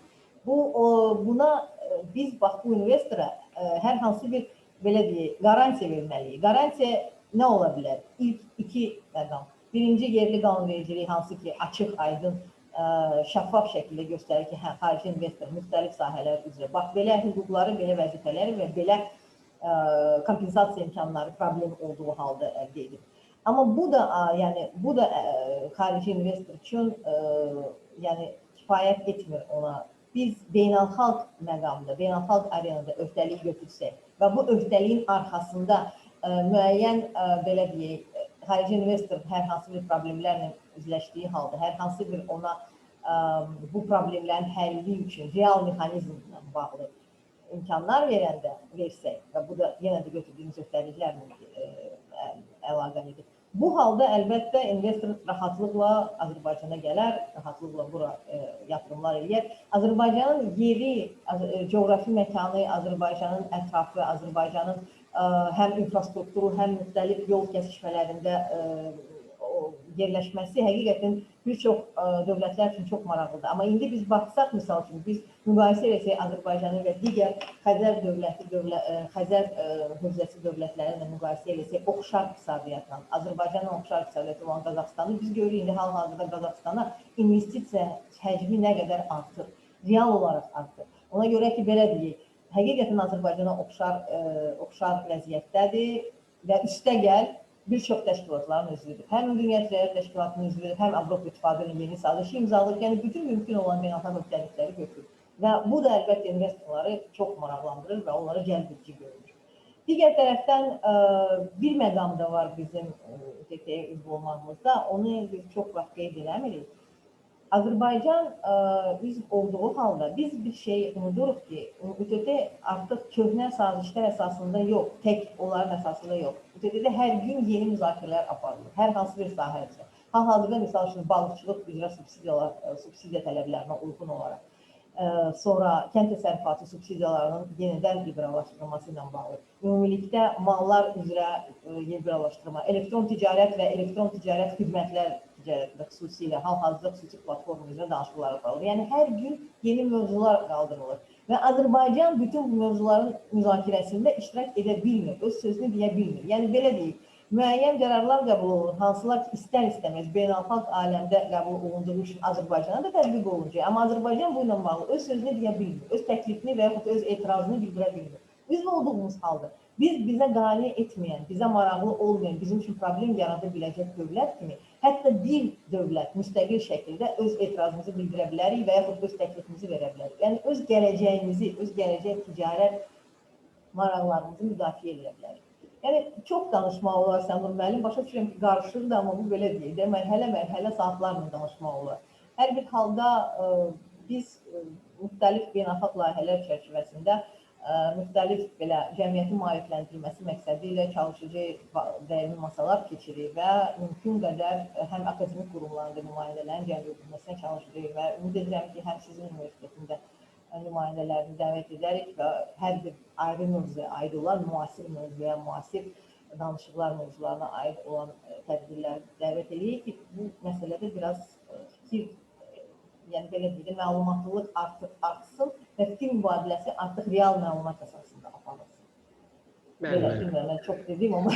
Həqiqətən, mən sizdən tamamilə razıyam. Bu iqtisadi bir faktor var, openness deyilən bir ölçmə var, bilirsiniz. Yəni, əgər openness ölkə iqtisadi nə qədər liberalsa, nə qədər beynəlxalq bazar əməkdaşlığı açıqdırsa, o qədər xarici investisiyaların gəlməsinə səbəb olur və investisiyanın gəlməsi də fiziki kapitalın artması və insan kapitalının inkişaf etməsinə səbəb olur ki, təbii ki, o hər zaman müsbətə doğrudur. Çox sağ olun Gülçin xanım. Bizim vaxtımız çox daraldı. Mən son sualı, əgər etiraz eləmirsə, dinləyicilərdən başqa suallar... Mən fikir bildirə bilərəm mi? Salamlar. Mən İzzət, buyurun, əlbəttə. Sonra salamlayıram, vaxtımızın daralmağından istifadə edib, daha doğrusu istifadəsiz vəziyyət yaranıb, ona görə qısa fikirlərimi bildirəcəm. İlk növbədə Gülçin xanıma, Firuzə xanıma öz təşəkkürümü bildirirəm. Samur müəllim sizə öz təşəkkürümü bildirirəm. Ümumdünya Ticarət İttifaqı ilə bağlı layihələrdə ötən dövrlərdə iştirak etmişəm. Fəaliyyətimin tərkib hissələrindən biri hal-hazırda Beynəlxalq Reytinqlər üzrə Komissiyanın katibliyinin rəhbərinin müavini olaraq həm də katibliyi üzvü kimi çalışırıq. Fəaliyyətimiz iqtisadi islahatların təlim və kommunikasiya mərkəzi. Dairəmiz xarici ticarətin proqnozlaşdırılması ilə bağlıdır. Burada Ümumdünya Ticarət İttifaqı ilə bağlı təbii ki, fikirlər səsləndi. Mən Gülçin xanımın əksər fikirləri ilə razıyam. Burada Ümumdünya Ticarət İttifaqının ümumiyyətcə üzvlük və üzvlük sürəci deyilən bir proses var. Yəni, bir var prosesin dayanması, bir də var prosesin davam etməsi. Biz ötən təcrübələrə baxsaq, misal üçün, bu ilə bağlı müəyyən təhlilləri var. Türkiyənin, misal üçün, Avropa Birliyinə üzvlük sürəci deyilən bir anlayış var. Bu sürəcin özü, hətta düz olmasa belə, onun həmin müddətinin aparılması kifayət qədər investisiya daxil olmasına və yaxud standartların, texniki tənzimləmələrin, digər fitosanitar və sanitariya normalarının daha da yaxşılaşdırılması səbəb olur. Yəni, oturduğumuz stoldan tutmuş, digər iqtisadi siyasətlərə qədər, bütün stolumuzun maddəsindən, hazırlama maddəsindən tutmuş, digər iqtisadi siyasət qərarlarının qəbul edilməsinə qədər bir çox məsələləri özündə əhatə edir. Ümumdünya Ticarət İttifaqı sırf ticarət siyasətinin təkcə özündə düşündürmür. Burada bir çox digər məsələlər, investisiya, insanların keyfiyyətli məhsullar, həm qida, həm qeyri-qida məhsullarının əl çatanlığından da söhbət gedir. Bu da təbii ki, çox önəmlidir. Mən Ümumdünya Ticarət İttifaqının keçmiş rəhbərlərinin birinin fikrini isnad eləmək istəyirəm. Bu, doğrudan çox gözəl fikirlərdən biri idi. O bildirirdi ki, Ümumdünya Ticarət İttifaqının son məqsəd əslində sahibkarlar üçün deyil. Son məqsəd istehlakçıların əl çatanlığıdır. Yəni, daha keyfiyyətli və ucuz qiymətə əl çatanlığını təmin etməkdir. Yəni, burada təbii ki, sahibkarların da müəyyən qədər işləri düzəlir. Burada digər milli istehsalçılara, digər rəqabət şəraitinin formalaşmasına da önəm verilir. Amma son məqsəd, çünki sahibkar özü də bir istehlakçıdır. Sahibkar dar bir təbəqədir, amma istehlakçı böyük bir təbəqədir. Çünki həm istehlakçı, sahibkarın özü də ayrı bir istehlakçıdır. Çünki mağazasını bağlayandan sonra gedir hər hansı bir malı başqa sahibkardan istehlak edir. Bu istehlakın özü daha keyfiyyətli prosesdə əhatə olunmalıdır. Yəni, bunun özü-özlüyündə ayrıca bir situasiyadır. Yəni, Ümumdünya Ticarət İttifaqı son məqsəd kimi əldə edən şəxsin daha keyfiyyətli və ucuz məhsullar gətirib çıxarmasına səbəb olur. Bu bir yanaşmadır. Azərbaycan ixracı ilə bağlı bizim tərkibimizdə, mərkəzin tərkibində azexport.az portalı fəaliyyət göstərir. Bundan əlavə biz ixrac icmalı olaraq aylıq nəşrlər deməli buraxırıq və mətbuata bu ilə bağlı bildirilir. Dövlət Gömrük Komitəsi, Statistik Komitəsi və Mərkəzi Bankdan əldə olunan məlumatlar əsasında. Burada həm xidmətlər ixracı hansı ki, təbii balansına istinad edilir.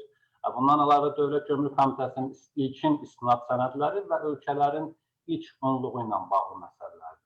Diaqnostik hesabatlar həm Dünya Bankının, həm digər Ümumdünya Ticarət İttifaqı ilə müəyyən danışıqlar əsasında ölkəmizin ixracında, yəni Ümumdünya Ticarət İttifaqının həqiqətən də böyük rolu olduğunu biz proqnozlaşdıra bilirik. Nəyə görə?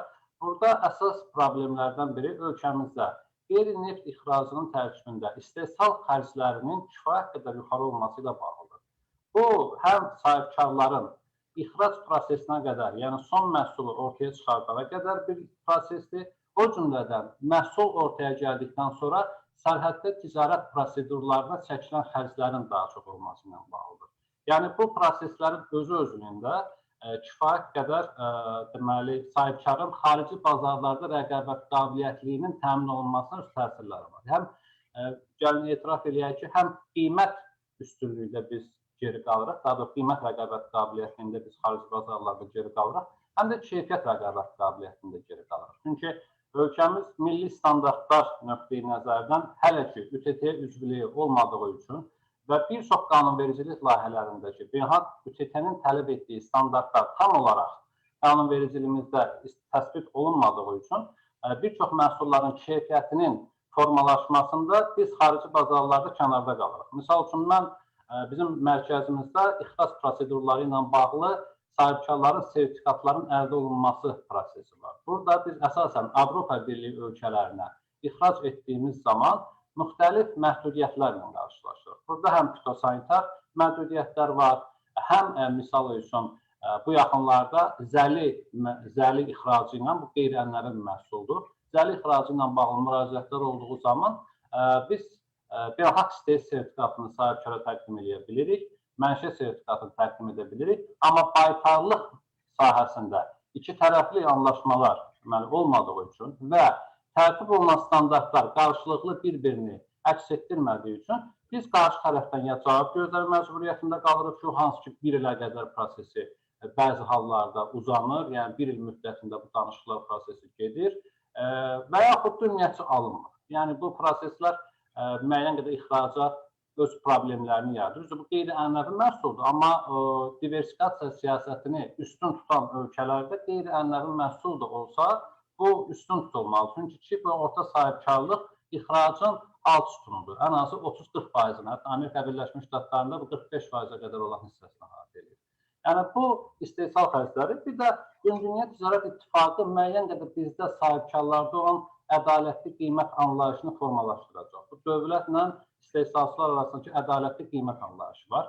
Bugün biz Gülçin xanım da bu proseslərin tərkib hissəsindədir. Bizim Azərbaycanın bəzi məhsulları, adını çəkməyəcəm, biraz anti-PR olmasın, xarici bazarlarda digər ölkələrlə müqayisədə qiymət rəqabət qabiliyyətində elə bir təsir bağışlayır ki, sanki həmin ölkələr bizim məhsulları gətirirlər, bizdən bir qədər baha qiymətə, amma o sahibkarlar vergini də verirlər, subsidiyada alınırlar və belə deyim ki, hər hansı bir rüsuma da düşmürlər. Belə olan halda onlar Ümumdünya Ticarət İttifaqının arbitraj məhkəməsinə müraciət edirlər və bildirirlər ki, biz sizin üzvünüzük, bizə heç o imtiyazlar öz ölkəmizdə Ümumdünya Ticarət İttifaqı qaydaları ilə yaradıla bilmir, amma tam Azərbaycanda o məhsullar subsidiyadan azaddır, qiymətə təsir edir və yaxud digər onlara şəraitlər yaradılır, təsir edir və bu ümumilikdə məhsulun son bazara gəlib çıxmasında ədalətli qiymət anlayışının qarşısını alır. Yəni, əsas şikayətlər bəzən bu ilə bağlı olur, biz proseslərin içərisində olmuşuq. Bu, təbii ki, biz nöqteyi nəzərdən məsələyə baxanda biz, bəli, fikirləşirik ki, bizim ixracımız artır. Amma long term, uzun müddətli baxanda prosesə biz görürük ki, yəni bu bir növ tənbəlləşmə də yaradır sahibkarlarda. Yəni daimi subsidiya. Ümumdünya Ticarət İttifaqı subsidiyaya qarşı deyil. Bu bir mənalı şəkildədir. Sadəcə olaraq qiymət subsidiyasına qarşıdır bir çox. Qeyri-qiymət subsidiyalarına qarşı deyil. Misal üçün, ÜTT deyir ki, məhsulu ortaya çıxartmaq istəyirsənsə, ətrafında yol infrastrukturu düzəldə bilərsən, elektrik infrastrukturu düzəldə bilərsən, pulsuz workshoplar düzəldə bilərsən, amma onun qiymətinin əmələ gəlməsinə təsir etmə. Yəni, təsir etsən, qarşıdakı ölkənin də bazarındakı rəqabət qabiliyyətli digər ölkənin zəhmətinin üzərindən xətt çəkirsən. Bu, təbii ki, belə deyim ki, özü-özündə qlobal miqyasda düzgün yanaşmadır. Biz də çalışmalıyıq ki, bu istiqamətdə gedək ki, bizim məhsullarımız ədalətli qiymətlə xarici bazarda formalaşsın. Çünki bunlar bizə çox qoymayacaqlar. Yəni, 1 il, 2 il, 5 il, 6 il səbr eləyəcəklər, amma ondan sonra qoymayacaq bizi xarici bazarlarda getməyə. Təbii ki, bu da bizə mütləq üstünlüklər yaradacaq. Rəqabət məsələsinə qaldıqda, rəqabət məsələsi çox önəmlidir. Bizdə rəqabət siyasəti, belə deyim ki, rəqabət siyasəti ilə bağlı qarşıdakı müddətdə bir rəqabət siyasətinin elementlərindən biri anti-insar siyasəti ki, onunla bağlı qanunvericilik var bizdə. Rəqabət siyasətinin, belə deyək ki, digər unsurları var. Məsələn, Türkiyədə idxal proseslərindəki rəqabət qabiliyyətinin tənzimlənməsi ilə bağlı qanunvericilik var. Mən çox istəyərdim ki, o bizim ölkəmizdə də o proseslər tərtib olunsun. Bu həqiqətən çox lazımlı prosesdir. Sözümün son vaxtımız azdır. Liberallaşdırma, proteksionist siyasətləri bəzən biz düzgün anlamda proteksionist siyasət təkcə sahibkarların qorunması demək deyil. Hər bir ölkənin proteksionist siyasətə ehtiyacı var. Tam bir liberal ölkə də yoxdur ki, Amerika Birləşmiş Ştatları da dünyada liberallıq adı ilə liberal siyasətlər də həyata keçirsələr, onlarda da yaxşı proteksionist siyasətlər var və bunu tətbiq edirlər və bunsuz da olmaz. Amma təbii ki, xarici ticarətin liberallaşdırılması ilə bağlı deməli, ölkəmizin 1998-ci ildə deməli, Ulu Öndər Heydər Əliyev tərəfindən bir fərman sərəncam imzalanmışdı xarici ticarətin liberallaşdırılması ilə bağlı. Yəni, o fərman çoxdan var və bu onu göstərir ki, ölkəmizin əsas deməli, ölkə prezidentinin də ortaya qoyduğu əsas iqtisadi siyasətlərdən biri liberallıq siyasətidir. Sadəcə o liberallığa çatan yolda müəyyən irəliləyişlər əldə etmək lazımdır. Bu liberallaşdırma bəzi hallarda yerli istehsala ziyan vura bilər, bu deməli, qaçılmazdır.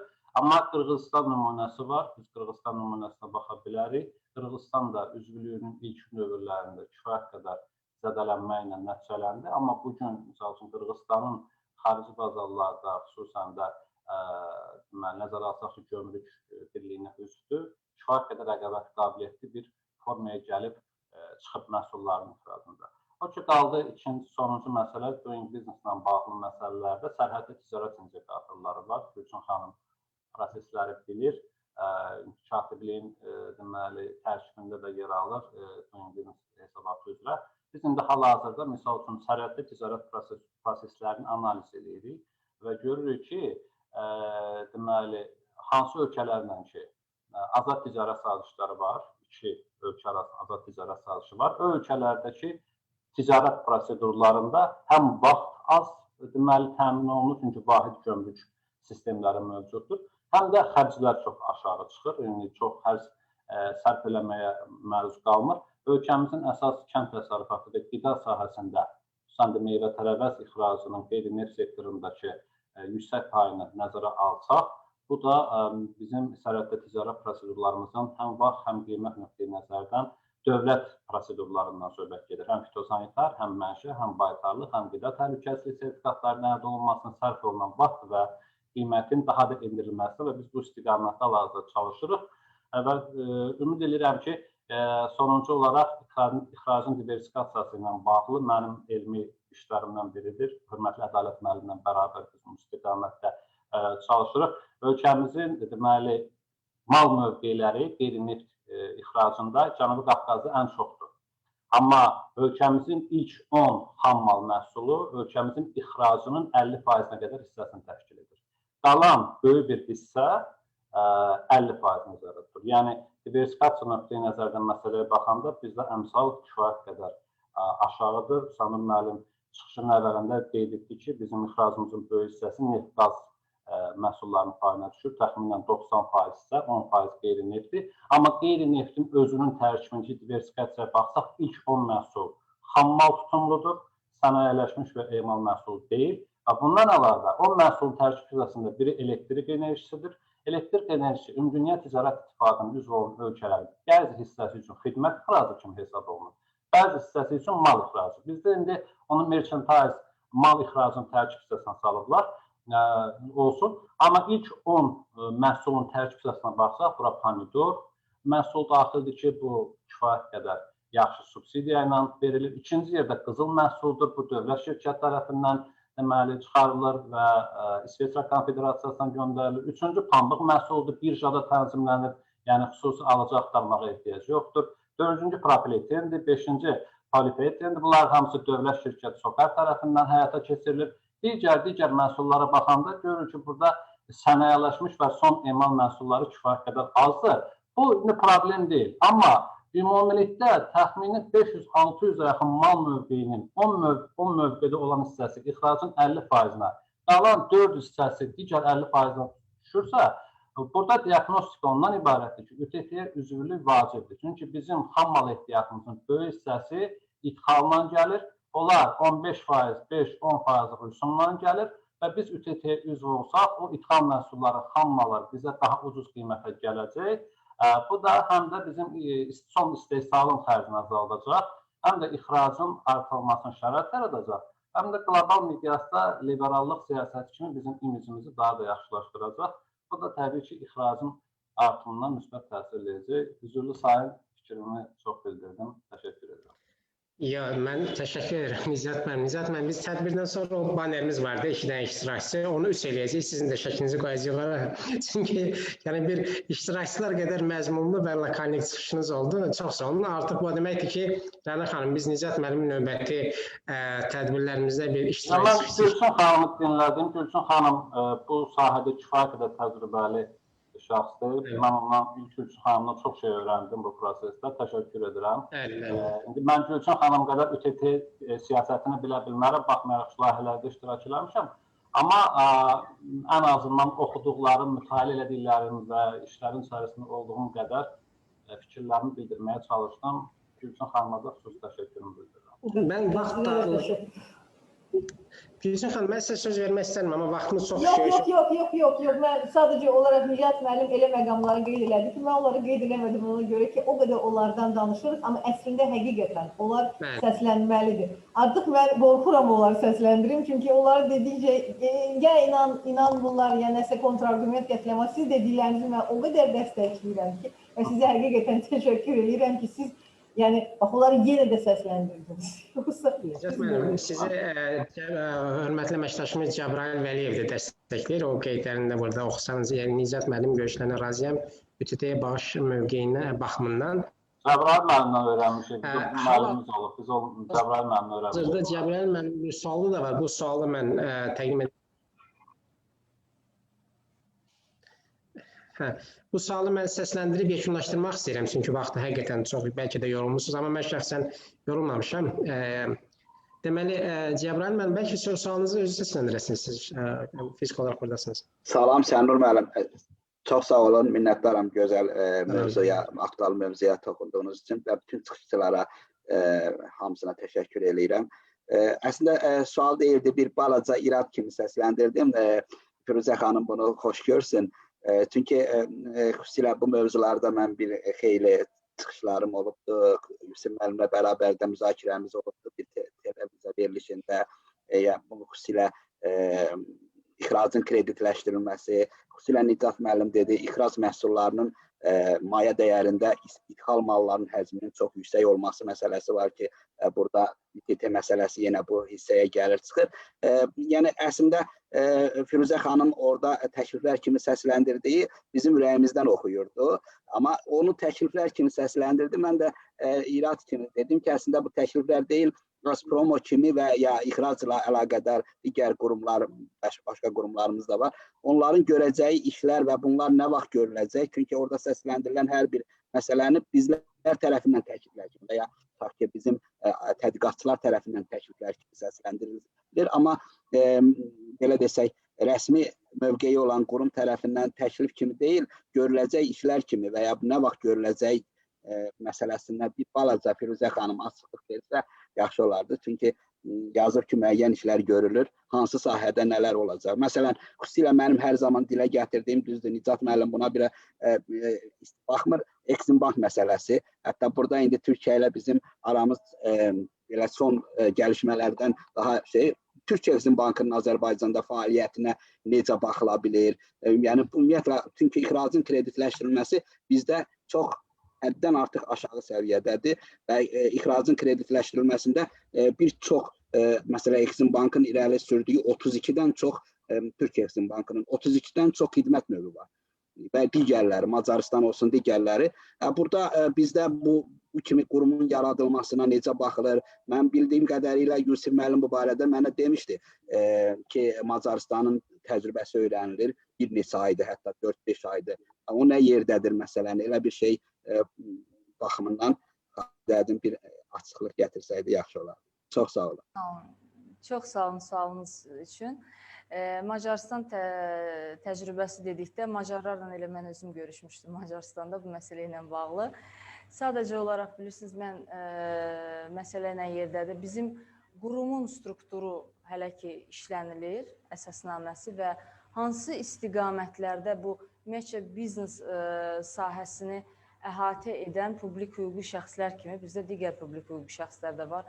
Ölkəmizdə digər nazirlərin əzdində də olan publik hüquqi şəxslər var, kiçik qurumlar. Amma praktik əməli tədbirlər görəcək qurumlar, hansılar ki, kompleks şəkildə artıq bir böyük bir məsələnin icrasını təmin edir. Nəyə görə mən bütün bunları deyirəm? Bu dəyişikliklərdən sonra ki, bizim əsasnaməmizdə nə olacaqdır? Digər publik hüquqi şəxslərlə bizim nəzdimizdə olan və yaradılacaq bizim nəzdimizdə iş bölgüsü necə həyata keçiriləcəkdir? Artıq bundan sonra müəyyən olunacaqdır ki, mən dediyim o ixracın kreditləşdirilməsini mən şəxsən bizim qurumda təklif etmişdim rəhbərimizə. Ümumiyyətcə, orada təklif etdiyim təkliflər ki, səsləndirmişəm, onların bu krediti demirəm, müzakirə olunub. Bəziləri konkret olaraq mənim düşüncələrimdir. Yəni, öz rəhbərimə səsləndirmişəm. Növbəti addımları nə vaxt atılacaq deyə bu artıq siyasi qərardır. Amma yəni, qurum təsdiqlənəndən sonra agentlik kimi, publik hüquqi şəxs kimi, iş bölgüsü digər publik hüquqi şəxslərlə bölünəndən sonraki hərənin bir istiqaməti müəyyənləşəcəkdir. Onda düşünürəm ki, hər bir qurumun əsasnaməsi, strukturu, bir illik öncədən iş planı, hədəfləri müəyyənləşəndən sonra konkret bir, mən sizə cavab verə biləcəm. İndiki mərhələdə əfsuslar olsun ki, konkret olaraq bir şey deyə bilmirəm. Bu təkliflərin də çox hissəsi mənim baxış açımdır. Sadəcə mən bu məsələni necə görürəm. Təkliflərinizi alqışlayıram Firuzə xanım. Bir Firuzə xanıma bir dənə təkliflərinizi alqışlayıram Firuzə xanım. Minnətdaram, çox sağ olun. Və mən ona görə sırf Azpromo və sizin düşüncənizi bölüşürəm. Ona görə mən yazmışdım Azpromo və paralel qurumlar. Çünki mən də o baxış mövqeyindəyəm ki, yəni eyni istiqamətdə və ya bənzər istiqamətdə bir neçə qurumlar var və siz çox düzgün əsaslandırdınız ki, yəni bunların birləşərəkmi və ya hansısa bir struktur halına, daha böyük bir struktur halına gəlməsi məsələsi, bu çox yaxşı oldu. Çox sağ olun, minnətdaram. Buyurun. İcazə versəydiniz, mən Cəbran müəllimin çıxışı ilə bağlı qeyd edirəm. Çünki bizim bu ilə bağlı bir işimiz olub, ona görə bildirmək istəyirəm.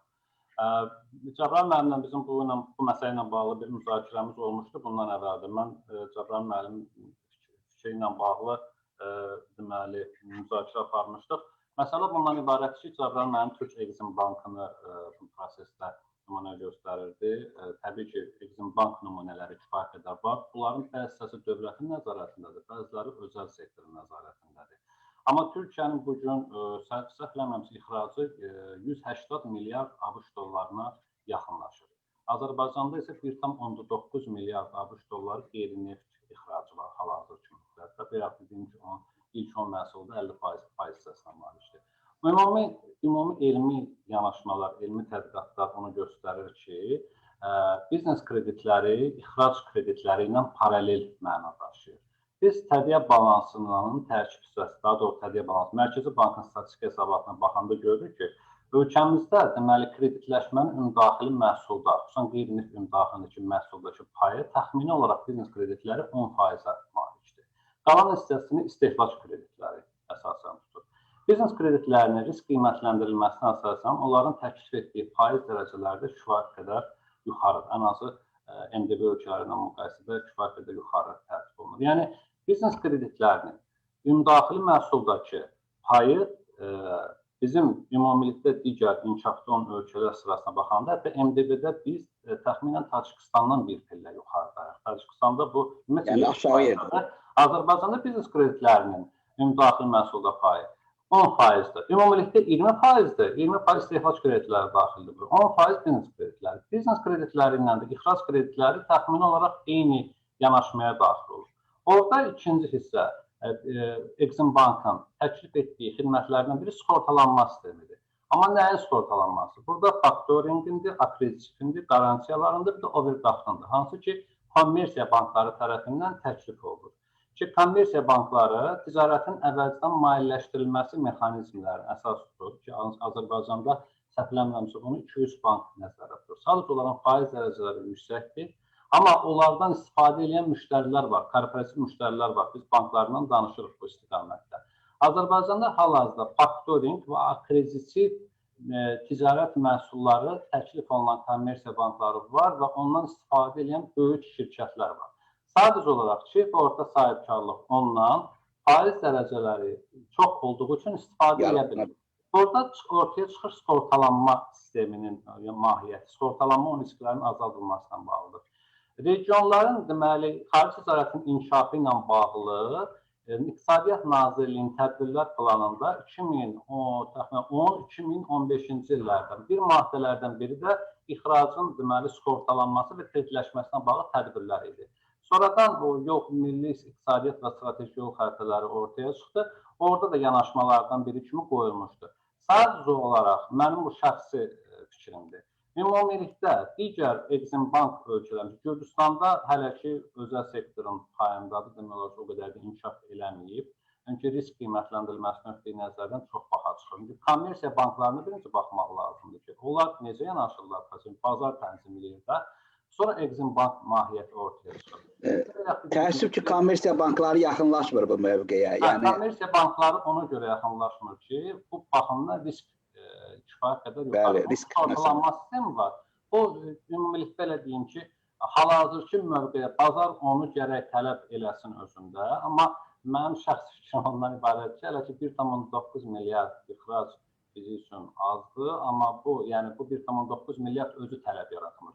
Amma ümumilikdə ixracın artdıqca, çeşidlənmələr artdıqca, bazarlar genişləndikcə, onda belə deyim ki, qarşı tərəflərlə daha qərb ölkələrində daha çox meyillilik yaratmaqla və bizim kommersiya banklarının qərb ölkələrindəki kommersiya bankları ilə iki tərəfli əməkdaşlığı sürətləndiyi müddətdə bunun daha çox artımı mümkündür. Yoxsa bu yalnız bir-iki mexanizm və yaxud bir-iki qanunvericiliklə düzələ biləsi məsələdir. Bu, ümumiyyətlə, bazar tərəfindən tələb yaranmalıdır buna və maliyyə sektoru bu istiqaməti liberallaşmalıdır. Maliyyə sektoru liberallaşmadan kommersiya bankları hər hansı bir Avropa ölkəsinə ixrac edən zaman bizim Azərbaycandakı kommersiya banklarının Avropadakı hər hansı bir kommersiya bankları, yəni iki tərəfli etimad əsaslı bir belə deyim, yanaşması olmayacaqsa, bunun tətbiq olunması da bir qədər çətin olacaq. Çox doğrudur. Razıyam Nicat müəllim. Mənə elə gəlir ki, bizim dinləyicilər mənlə razılaşır ki, Cəbrayıl müəllim və Nicat müəllimin bugünkü qatqıları məsələlərini diskusiyanı daha da maraqlı elədi. Həqiqətən çox sağ olun. Həm sona qədər bizi dinlədiyiniz üçün, həm bu maraqlı fikirlərinizə görə çox minnətdaram. Amma bu bizə səbəb verir ki, biz sizi ayrıca çağıraq və ayrıca sizlərlə maraqlı mövzu ətrafında diskusiyalar və müzakirələr aparaq. Mən sonda ilk əvvəl məruzəçilərimə təşəkkür etmək istəyirəm. Gülçin xanım, çox sağ olun bugün vaxtınıza görə. İştirakınıza görə Firuzə xanım çox sağ olun. Mən sizə də təşəkkür edirəm. Maraqlı fikirlərinizə görə, yanaşmanıza görə, mövqeyinizə görə. Mən ilk əvvəl bu imkanı bizə təqdim edən UNIC rektoru Professor Ədalət Muradova təşəkkür etmək istəyirəm. Sağ olsun. Bu məsələdə bizi təşviq etdiyi üçün və təbii ki, bu mərkəzlərin işi Nazirliyinin əlaqələndirilməsi və təşkili şöbəsinin müdiri Rəna xanım Hüseynova, ona təşəkkür etmək istəyirəm və onun komandasına bu gün onlar bizi izləyirlər. Onlara çox sağ olun bildirmək istəyirəm. Təbii ki, ən sonunda da ən böyük təşəkkür bizim seyircilərimizə, bizi dinləyicilərimizə gedir. Çox sağ olun, hər birinizə uğurlar arzu edirəm və çox sağ olun ki, bu gün bizimlə bərabər idiniz. Minnətdaram hər birinizə, uğurlar. Gözlə istəyirəm. Mən də sizə təşəkkür edirəm bu tədbiri təşkil etdiyiniz üçün. Məruzdaşlarımıza Gülçin xanıma, Firuzə xanıma təşəkkür edirəm. Nicat müəllimə, Cəbrail müəllimə çox sağ olun öz fikirlərinizi bildirdiyiniz üçün. Təbii ki, sonda da auditoriya bizi 2 saat ərzində dinlədikləri üçün çox sağ olun. Təşəkkür edirəm. Gələcək tədbirlərdə görüşmək ümidi ilə. Sağ olun. Sağ olun, təşəkkürlər. Sağ olun.